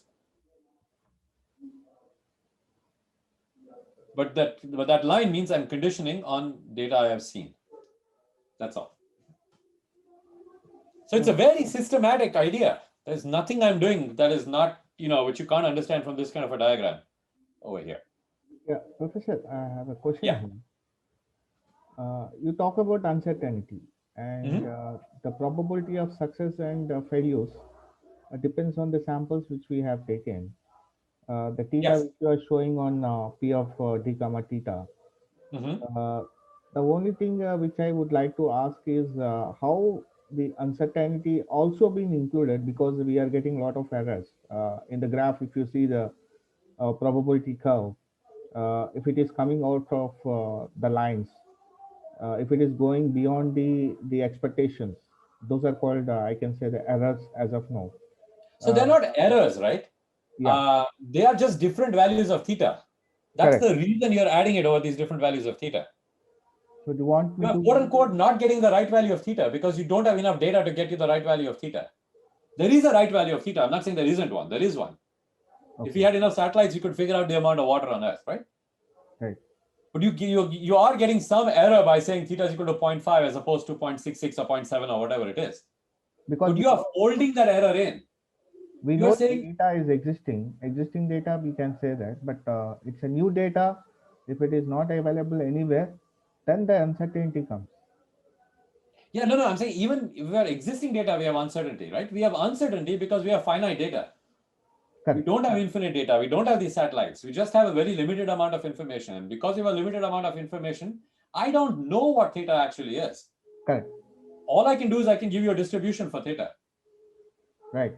And someday, according to me, this one is most likely. This may not even be the true one. Yes, that's what I'm Yes, telling. there's going to be errors everywhere. And what I'm doing by this process is I am folding the errors into it.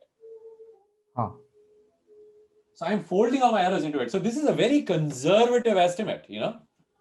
of my prediction. It's a very conservative prediction. I'm saying that after having summed over all possible values of theta that I could have, what estimate am I going to give you for this new data? What is the probability of this new data? It's not in frequent statistics. You'll usually say, what is the probability of the new data given a particular theta hat? The identical thing in frequent statistics that you might want to do is to say, oh, there are these different values of theta hats coming from these different bootstraps. Let me do it for each one of those. In Bayesian statistics, you get it directly from this integral. That's the. Can I add this equation with some estimation error also with this along with this? The estimation error is folded in. That's the point I'm trying to make. It's folded in by this sum. Okay. Yeah, it is all folded in by this sum. It's a more complicated thing in frequent statistics because there is no procedure to do this. We're not using Bayes theorem or anything like that to do this kind of marginalization in frequent statistics. So you have to come up with a different way of quoting, your predictive error over there. But it's done for you for free over here. Now, you're like, Rahul, you're saying it's free, but you have made me do a potentially nasty integral over here. All of us remember, I mean, if at least those of us who did mathematics in 11th and 12th grades, doing derivatives using, product rule, division rule, all of these were kind of easy. When we came into integrals, we had like, integral by parts, numerical integrals, this, that. It was the biggest pain in the behind to do integrals. So you're like, how have you made my life any simpler by making me do Bayesian statistics? And that would be a very legitimate question to ask. There are two answers to your question, which we'll come to. Okay. So this is basically the posterior predictive distribution. And essentially what it's doing is it's taking the posterior distribution and it's folding in all these kind of sampling distributions to get the final distribution. That's what that previous integral was. Okay, so you have all these crazy integrals, right? Why would anybody want to do these crazy integrals? And now I go into Yoda mode and I tell you, patience, little grasshopper. You're Luke Skywalker and I'm telling you, patience, little grasshopper, because there are two answers to your question and I will give you both answers to your question. Here is the first answer. The first answer is a mathematical answer. It uses a particular kind of prior distribution that's called a conjugate prior. The idea behind a conjugate prior is a very sort of like interesting idea, and there's a huge number of distributions which follow this. The idea is that if I multiply a conjugate prior by a particular kind of likelihood, like a binomial likelihood, and I take its conjugate prior, it's called a beta distribution. If I multiply a binomial distribution by a beta distribution, I'll end up getting a beta distribution at the end. So I don't actually have to do any integrals. I just do this multiplication and I'm done. Now, this is admittedly a bit of a cop-out because I'm choosing my functional form of the prior to make my mathematics simple. That, by the way, is a time-honored practice that mathematicians and physicists tend to do, right? If you can't solve the problem, solve a simpler problem. So we choose a simple, instead of doing an integration, we just choose a simpler function. Now for the globe problem, we can use a beta prior, a binomial likelihood, and we'll get a beta posterior. What does a beta prior look like? It looks like this. Beta 1, 1 is what we were talking about earlier. It's this uniform distribution. All amounts of water and land are equally likely. Okay. Beta of 10, 10 was that seal who was pretty sure that it's 50%, but not terribly sure it's 50%. Beta of 2, 50 was that Bedouin chap. It was like, no, it's all land, it's not water. Beta of 100, 100, or beta of 10, 1, on the other hand, is a distribution which goes like that. That's like a fish. It's all water, it's not land. Beta of 100, 100 is this highly peaked green distribution that you see over here. That's saying, I am goddamn sure that's 50% land on the Earth. Okay, so these are your various seals talking to you. Now, because of this conjugacy, it turns out that there is a very nice interpretation to this beta distribution. It has two parameters, this alpha and beta, which I've been talking about over here. Mathematicians are not the most imaginative. The beta distribution has a parameter called beta. So keep that straight in your head. I usually have a hard time which beta I'm talking about. But the interpretation is actually kind of nicer. The prior heads or the prior waters is alpha. The prior tails is beta. So the prior heads fraction is alpha over alpha plus beta. Aha, this is interesting. So what is 1, 1 telling me?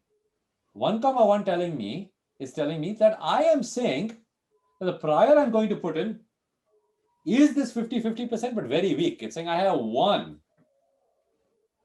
prior toss, prior seal toss, which came up water and one that came up land, or one that came up heads and then one that came up tails. That's not a very strong statement of 50%. That's what beta 1, 1 is. Beta 100, 100 is, listen, I have 100 prior tosses which were heads, and 100 prior tosses which were tails, 100 prior tosses which were water, and 100 prior tosses which were land. Your entire data is 9 tosses. And I'm telling you my prior is so goddamn strong, I have 100 tosses. It's almost asking the seal to say, how sure are you that it's 50%? The seal is saying, hey, if I had 200 tosses, then 100 of them would be land and 100 of them would be water. That's how sure I am. You're asking the seal to put a kind of value on how sure he or she is. Okay. So now, how does this conjugacy work out? You take this alpha and beta, which are kind of these prior heads and prior tails, prior waters and prior things, and then you just add.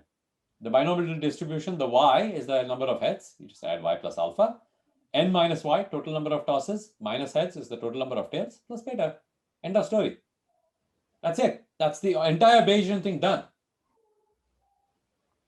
The posterior distribution, having seen 9 coin tosses, is just this. So in other words, if you think about our problem over here, we had 6 heads and 3 tails, or 6 waters and 3 lands, right? That we saw. If I put a 1, 1 prior, I am saying that my posterior is beta of 6 plus 1, 3 plus 1. In other words, it's beta of 7,4. That's my posterior. It's a nice functional form. And we can see what the peak looks like in a second. Here are the posteriors for different plots. This is the posterior after 9 tosses if I use a 1,1 prior. You can see it's pretty darn close to 6 by 9, but it's not exactly 6 by 9. Here is a beta 10,10 posterior, which is basically saying I had 20 prior tosses, roughly speaking, and 10 of them were water and 10 of them were land. Look what happened. Your posterior got moved to less than 0.6. This is the 100,100 seal, the very, very short seal. The posterior has barely budged from the prior, because you're telling me that effectively speaking, I have 200 prior tosses and you added 9. This is 20 prior tosses and I've added 9. This is 2 prior tosses and I've added, sorry, not added 9, added 7. No, added 9, sorry, yeah.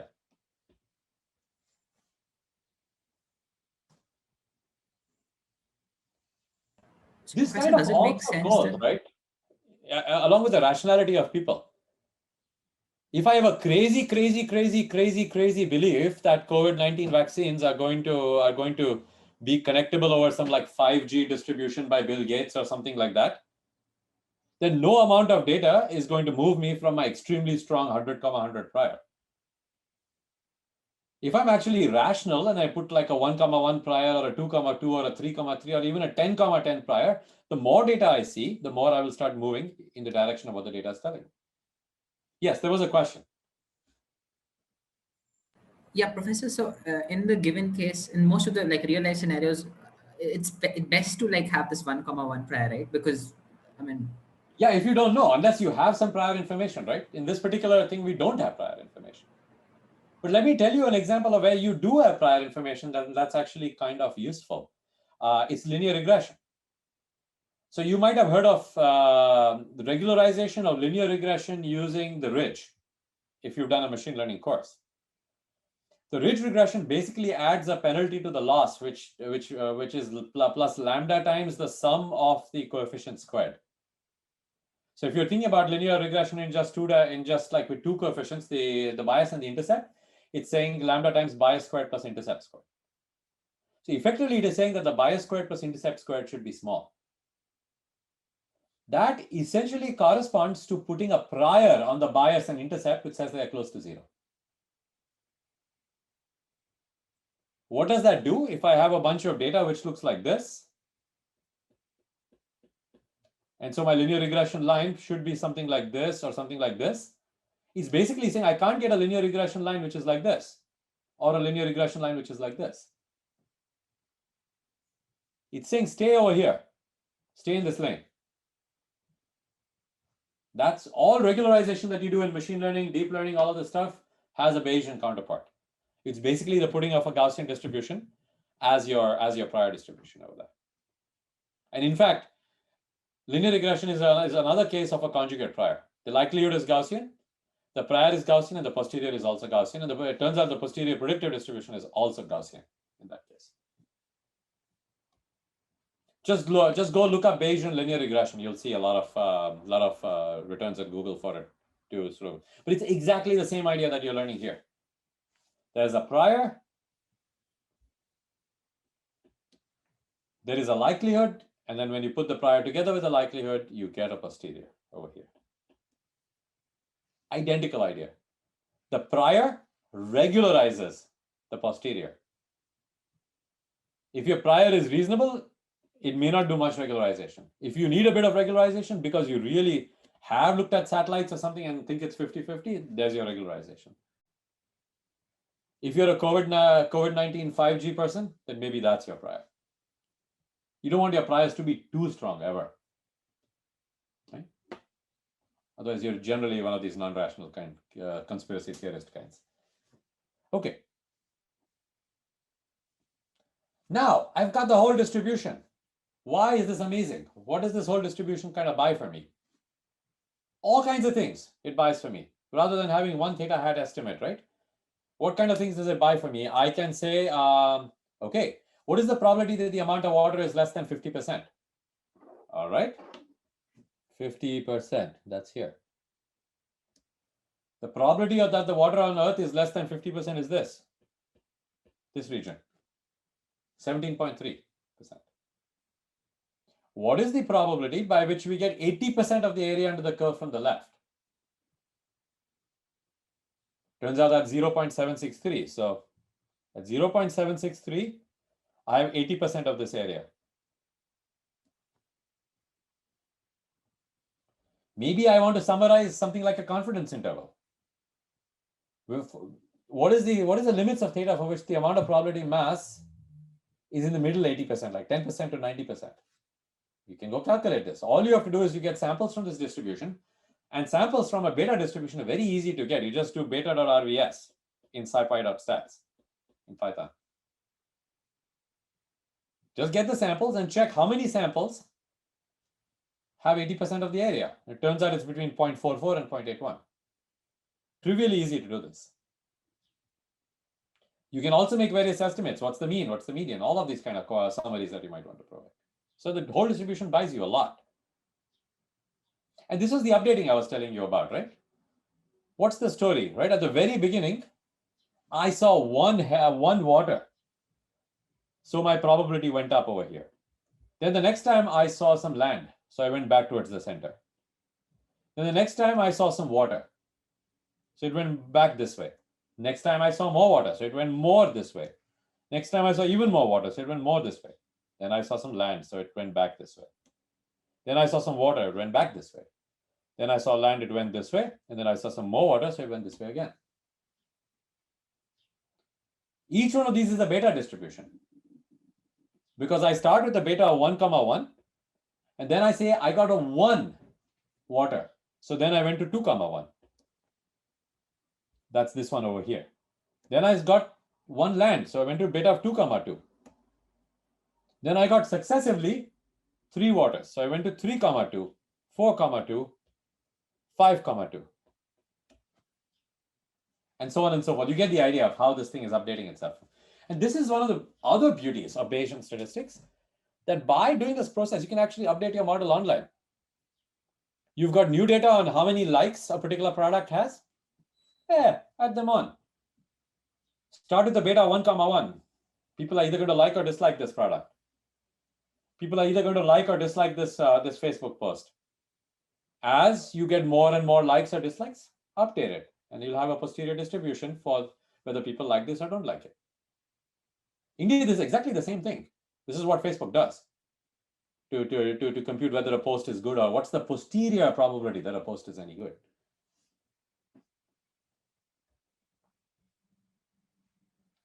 Lest you think I'm doing useless stuff on seals throwing tosses. There are actual examples where this is kind of useful.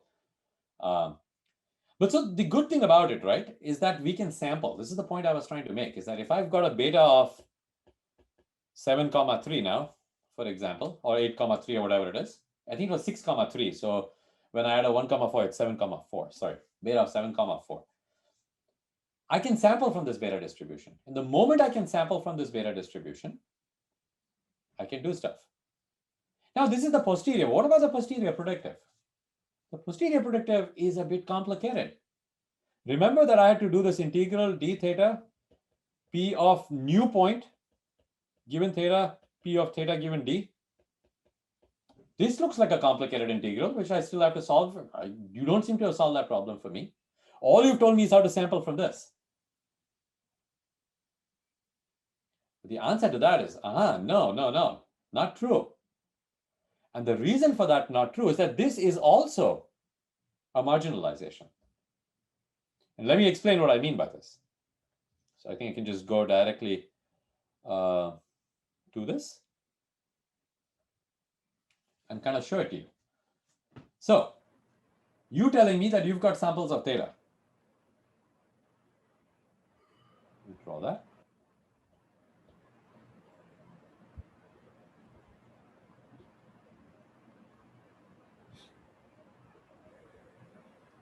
Kind of trying to draw this in 3 dimensions. So my posterior looks something like this.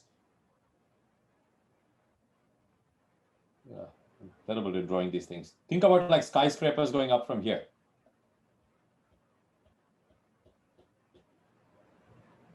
This is what my posterior distribution looks like. Think of these bars as my, like that, in this theta dimension. Now, what do I want to do? I want to get the joint P of y star comma theta distribution, right? How do I do that? All I have to do is I have to sample from the likelihood function now. Remember, this was P of y star comma theta is equal to P of y star given theta, P of theta given D.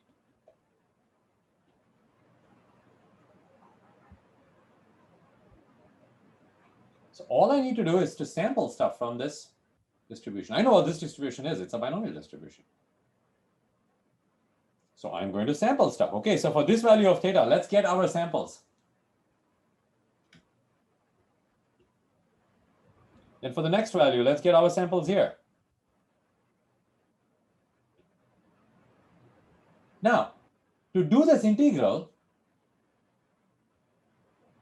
all I have to do is I have to add up everything in this. Then add up everything in this. Add up everything in this. The moment you start thinking of these integrals as additions, it becomes super simple. I just have to add up everything in that.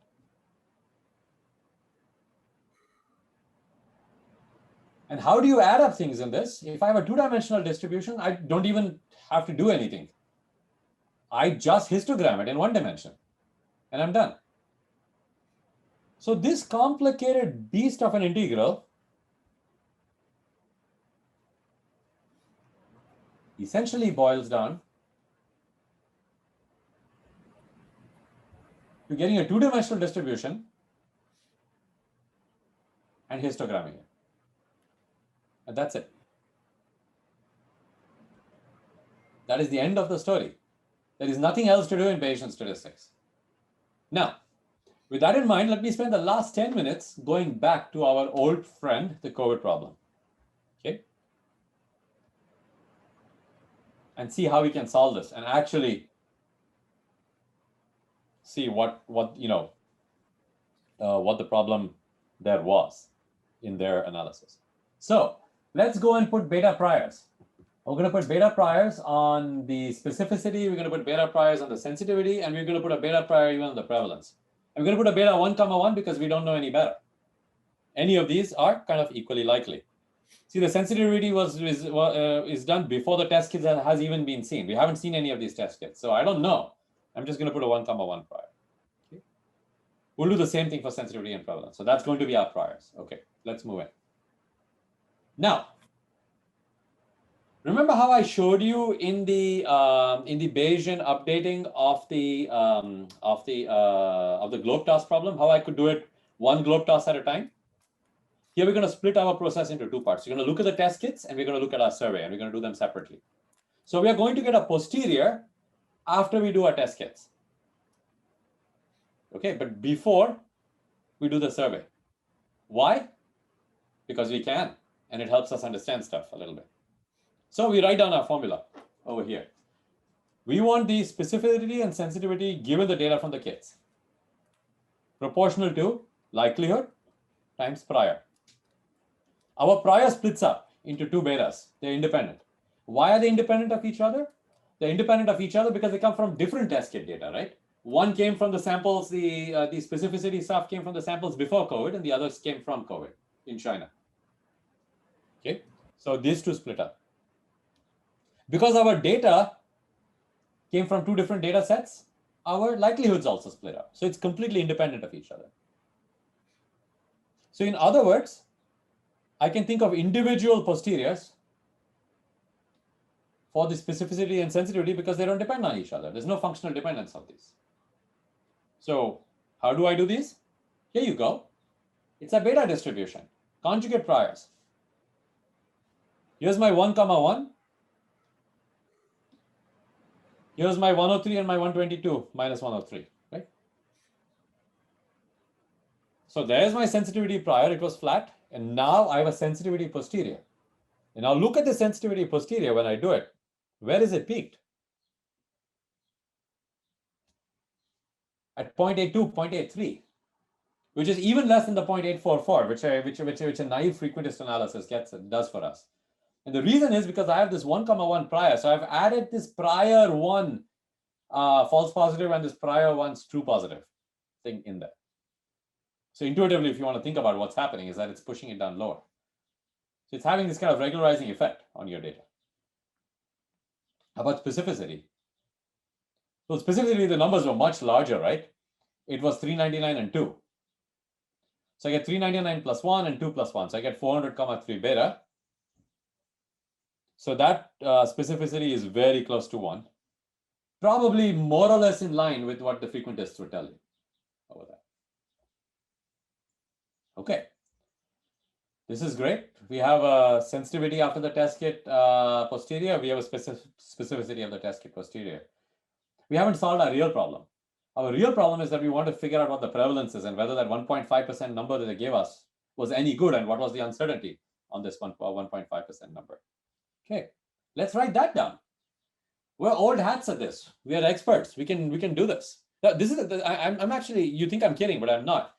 I have no prior knowledge about epidemiology, and I can go and solve this problem.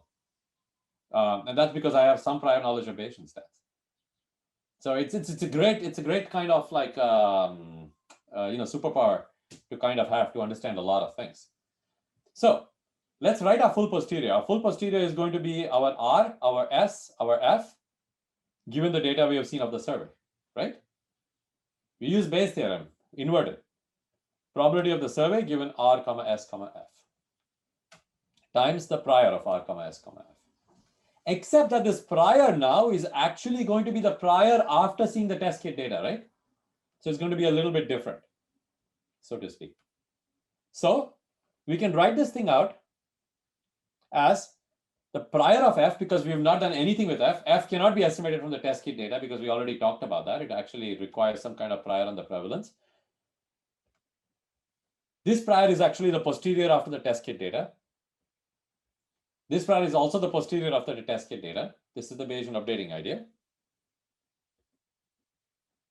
This is the likelihood, right? That's the posterior. What is the likelihood? It's binomial, right? Either you got COVID or you don't got COVID.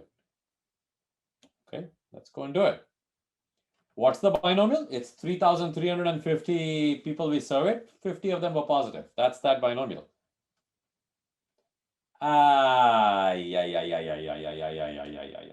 One problem. What is the one problem? Are these people who actually have the disease?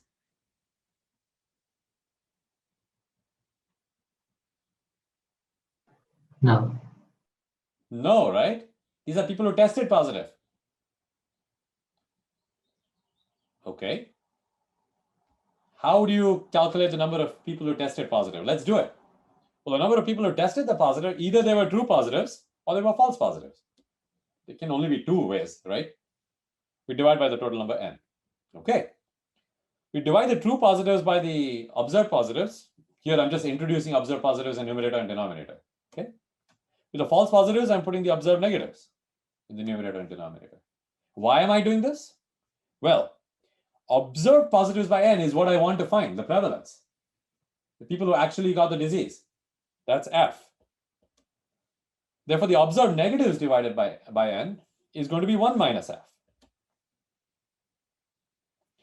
The true positives by observed positives, that's the sensitivity. We know that. And the false positives by the observed negatives is 1 minus true negatives by observed negatives, is equal to 1 minus the specificity. So in other words, this binomial distribution is actually 1 in RF plus 1 minus S, 1 minus F, which looks like a beast. And it is a beast. Let's be honest about it. But we can write this whole thing out, and this is what it looks like. That beta we got from the test kit. That beta we got from the test kit. That binomial we just proved. Okay.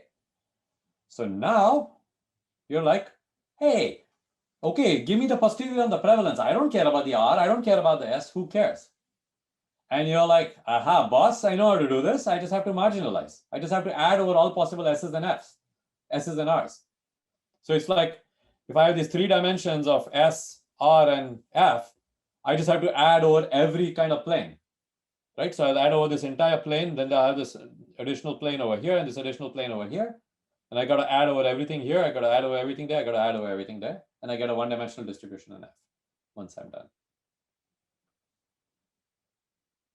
Okay, and now I look at this and you look at this integral and you're like, crap, this is a complicated integral. Yeah, it is a complicated integral. So how can you do this? 2 ways you can do this. You can actually do the integral numerically. It's not that hard. So that's one way to do it. Second way to do it, which I will point to a blog post which actually does it, is to actually do the sampling. Now, there is one problem. This product of this binomial times these 2 betas is no more a beta again because of this bizarre looking formula inside. It was only if it was a binomial in R and a binomial in S that you could do this. It's not. It's a binomial in RF plus 1 minus S times 1 minus F. So you can't do this anymore. So, trouble. I can't just do the simple sampling thing I talked about and try and get the samples out of there. The solution to it is something called MCMC, Markov chain Monte Carlo, and it's an entirely large subject by itself. And I spend about 50% of a half semester course teaching you how to do that. You don't have to learn all of that. You can look at 2 packages, PyMC3 in Python and PyStam, which are 2 packages which will actually do this for you. But you have to, it's not completely, battery is not included. It's not, you can't turn off your brain. You have to use your brain when you do this kind of sampling, but you can do this by sampling as well. This is just an introductory lecture on Bayesian statistics. Can't quite teach you sampling, but I hope I have sort of convinced you that you can do integrals by sampling, by going to the beta case. And therefore, sampling is a good idea. By the way, you might actually wonder that that numerical integrals have a certain error. Does the sampling idea also have an error? The answer is it does. But in more than 8 dimensions of integrals, it's actually much cheaper to do sampling than it is to do numerically. So that's the kind of trade-off.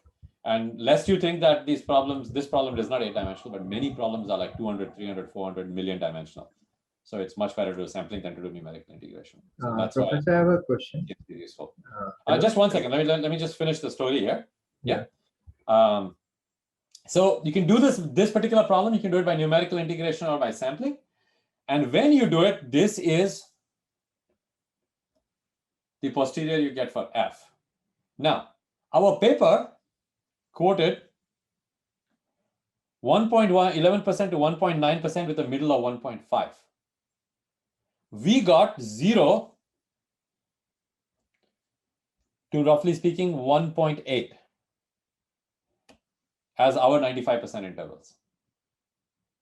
Not 1 to 2, 0 to 1.8. Their peak was at 1.5. Our peak was at 1.2. So what it's essentially saying is that there is a huge amount of mass in our distribution to the left of which they thought was the peak. That by doing a proper Bayesian study of this, our notion is that the prevalence is actually lower. Our peak is at 1.2, and there's almost like 80% of the mass below what they call their peak. So that they have overestimated their peak because they've done a poor job of getting their confidence intervals out. They've done an unprincipled job of getting their confidence intervals out. They've used a whole bunch of approximations used in binomial confidence intervals which don't hold because the number of false positives was so low. And we have come up with a very repeatable, very nice technique, essentially, to show you that, guys, the prevalence is not actually that high. And so don't make those conclusions. Don't open everything up. And so this is what you want to show a policymaker. Yeah, it is possible that the prevalence is more than 2%. This is, by the way, the uncorrected prevalence, right? But we don't think. We think that most of the probabilities of the prevalence is actually kind of lower than 1.5%. So it's actually too low to open things up. And this would be the kind of advice I would give a policymaker. Right? So a large portion is on the left. So all the numbers that the papers quote should be revised downwards. And we shouldn't make policy based upon that paper. And this last slide, when these slides will be shared with you, essentially has exactly a whole bunch of people who've actually done this calculation. I strongly recommend the blog by Luis Coelho if you want to go over this in more detail. And these are nice little tweets which actually talk about why people don't believe what this paper essentially said. And this paper was very sort of influential in Republican policy circles. And so that's why there was this whole brouhaha, because it could have actually been used to impact policy in the United States. And thankfully, it actually wasn't, because everybody kind of jumped into the fray. So this kind of calculation actually has consequences for public policy and things like that. So that's my kind of 2-hour introduction, if you like, to Bayesian statistics. What I've tried to do is I tried to sort of set up this this COVID problem, go into the whole statistical mechanism, the idea of a generating story, see how that works with frequentist statistics, then switch lanes and talk about Bayesian statistics. And I hope I've sort of convinced you that just by using this kind of idea of conditional distributions and marginal distributions and Bayes' theorem, you can do everything in a somewhat principled fashion. And what's more, a lot of these very complex integrals which show up as a result of this are basically just marginalizations. And as long as I can draw samples from these distributions, I can do these marginalizations just by counting histograms. There's no reason you can't do numerical integration. We did it in this particular scenario. But even for this particular scenario, you can use something called MCMC, which will actually get samples for you, and then you can just count samples again. And the advantage of counting samples is that it makes all kinds of stuff that you want to do, relatively much easier. All these kind of numbers that we were talking about over here. Yeah, these are the samples. You can do everything you want from it of a beta distribution. Okay, so good place to stop. Take more questions. There were Ayush, I think you had a question, so please go ahead. Yes, sir. Yes, sir. So I've experienced a little bit with MCMC and variation inference. This little question is that, like you told that we are dealing with, maybe we can deal with high dimensional data. So we may suffer with curves of dimensionality, and maybe we can have less samples. So MCMC doesn't give good results. It may be possible. So no, so MCMC will give you good results in high dimensions. It'll just take forever. Okay. Because when you're talking about a high dimensional distribution, let's talk about some of the distributions you would use, what you're talking about, variational inference. So variational inference is a technique that's used for very, very high dimensional Bayesian problems, and also for neural networks, where you have millions and millions of parameters. It's not that you can't do MCMC for a neural network. You can. I've done it, and it takes about I have a computer with two 1080 Ti GPUs, and it takes 4 days to do even a simple 2-layer neural network, the Bayesian inference on it. That's why people use a approximation called variational inference to kind of do it, which basically factorizes your posterior as a product of Gaussians. So that's kind of the technique you're using to do it. So yes, so in many of these kind of extremely high dimensional situations, you need to make approximations to get and the specifically in case of COVID, I understand. Yeah, in case of COVID, if we go with MCMC, then how do you re-verify that the result given by MCMC doesn't suffer with the sampling problem? You may get bad samples, and you may do wrong inference due to that. So MCMC has a bunch of self-consistent checks. There is something called a split R-squared and other kind of techniques. You can look for divergences. There are ways of checking that your MCMC is actually covering the correct distribution. Okay, yeah, thanks. So yeah, so strong recommendation, go check out Bayesian Methods for Hackers. It's a free book available on GitHub. And it actually goes into a whole bunch of these kind of checks. And if you're really interested in looking at what all these checks are, I can point you into two more sources. One is Richard McIlrath's book, Rethinking Statistics. And the second is a particular workflow by Michael Betancourt called Towards a Principled Bayesian Workflow, where he goes into all of these aspects that you talk about in a lot of detail. All these kind of various things you need to worry about to check that you are actually sampling the correct distribution. Yeah, thanks. You know, in the problem that I have on my screen over here, it's simple. You know what a beta distribution looks like. So it's very easy to sample from a beta distribution. When you're doing something more complicated like MCMC, you do actually need to check that you're sampling from the correct distribution. And there are a bunch of checks that you can do for this. Yeah. Thanks for the info. Yeah. Yeah, but sampling is very cool because sampling, you know, lets you get rid of integrals and replace them by you know, by just getting samples. By the way, the reason that works is a very, very foundational statistical idea called the law of large numbers, which is that if I want to do calculate an average value of this function r of x with some probability distribution p of x, if I can get samples from the probability distribution, there is a theorem which essentially says that this holds. That just by summing over the samples, I can calculate the integral instead of actually doing the integral.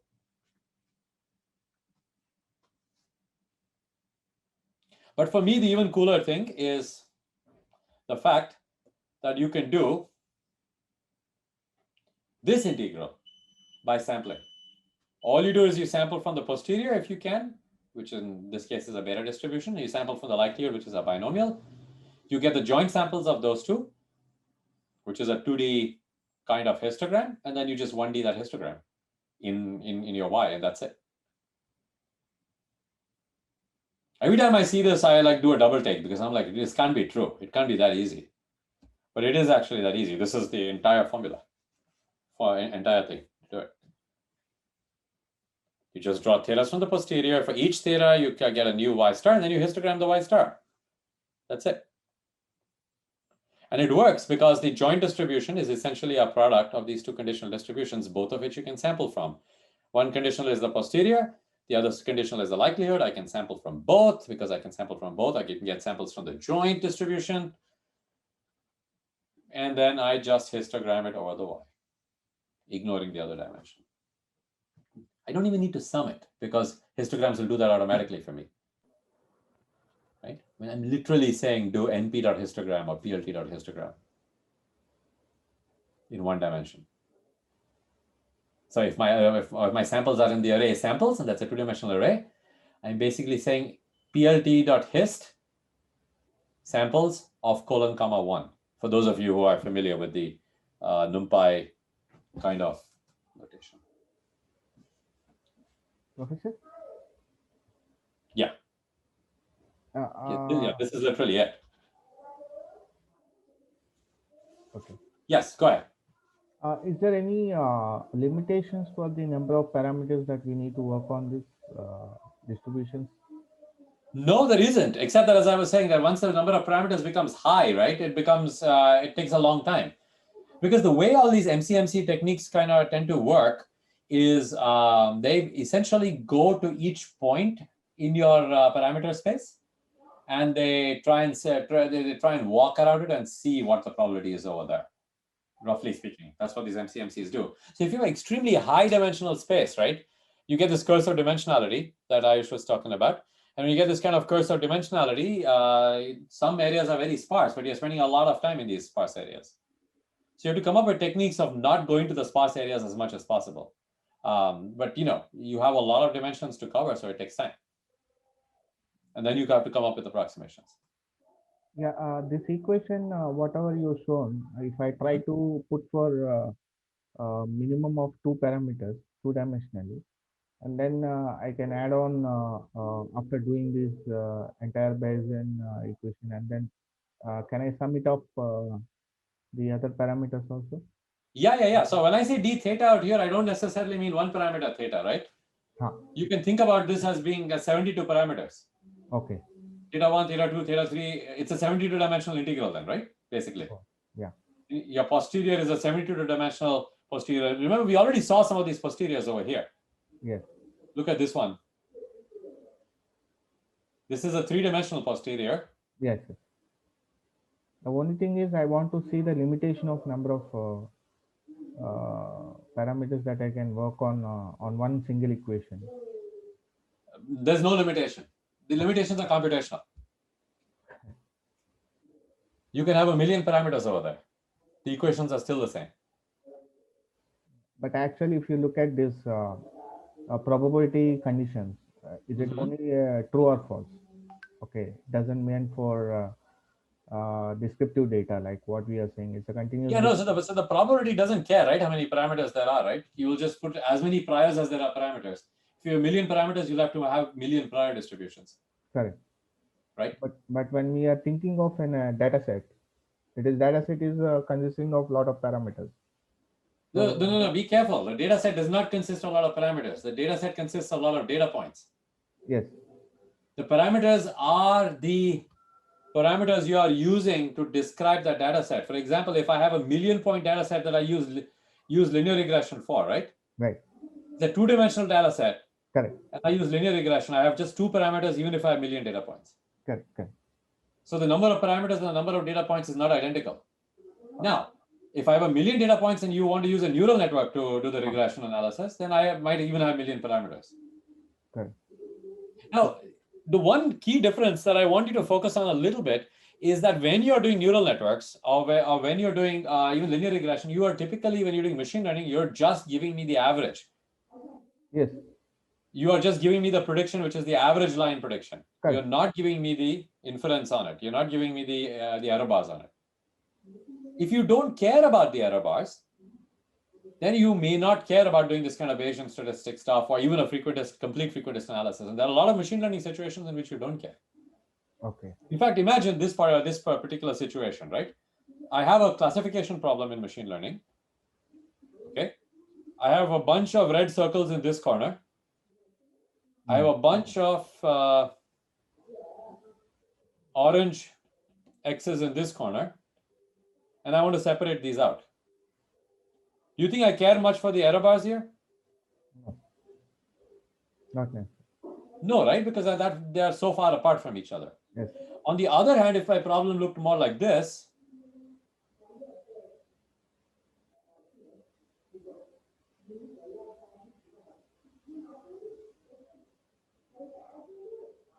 now I actually care about the error bars because there are so many which are at this crossover region that I ought to be giving some kind of idea to my boss as to how accurate my machine learning model was, because it may not be terribly accurate. Okay. Right? So there is you have to ask the question, where is this kind of like inference? Where is this kind of notion of getting the error bars, getting the uncertainty actually useful? Correct. And it is when things are not super certain. If things were super certain, then okay, just go with standard machine learning and you're done. You don't need to do Bayesian stats. You don't know any of this. But on the other hand, if you're trying to do public policy and you're trying to do this COVID stuff, or for that matter, you're trying to see how many children die, for example, of malnutrition in Bangladesh, so that you can actually implement some kind of public policy for that, then you actually need to have a notion of uncertainty in these kind of things. By the way, that was an exam problem I assigned to some students of mine in one of my courses. Okay. It turns out to be what's called a hierarchical Bayesian regression problem, where you essentially have one intercept for all of Bangladesh, and then you go basically taluk by taluk in Bangladesh, and you figure out how many people are dying, how many kids are dying of malnutrition in each taluk separately. Okay. The advantage of that is that in taluks where you have less data, you can actually borrow statistical strength from the country at whole. I didn't talk about that, but that's another incredibly strong feature of Bayesian models. So minimum data sets you can recommend for Bayesian? Any idea? What do you mean by data sets? Like how many data sets that we can take and do the analysis? So my recommendation would be look at Bayesian methods for hackers. There's tons of data sets. You can do Bayesian analysis on just about any data set you want to. It's a style of doing analysis, right? It's not, something else. But a book like McIlrath's book, or the Bayesian methods for hackers book will actually have some, key-made data sets, and they will actually have an analysis of those data sets. So in fact, if I remember right, that the first problem that the Bayesian Methods for Hackers book looks at is actually looking at a change in your Twitter posting habits. How do you model that, for example? And when did you change your Twitter changing habits, and so on and so forth. There are all kinds of nice problems like that. There's one very famous example of coal mining policy changing in England in the early 1920s, and figuring out whether that policy actually made a difference to the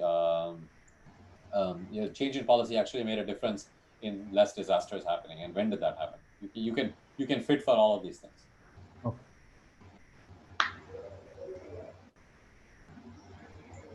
One thing I want. Bayesian methods are super important in public policy fields. A good fraction of my students would actually come from Harvard's health school and government schools because both have very strong policy implications. Do we use MCMC and RL as well in reinforcement learning and GANs? Oh, so GANs are actually a way of doing sampling without doing MCMC.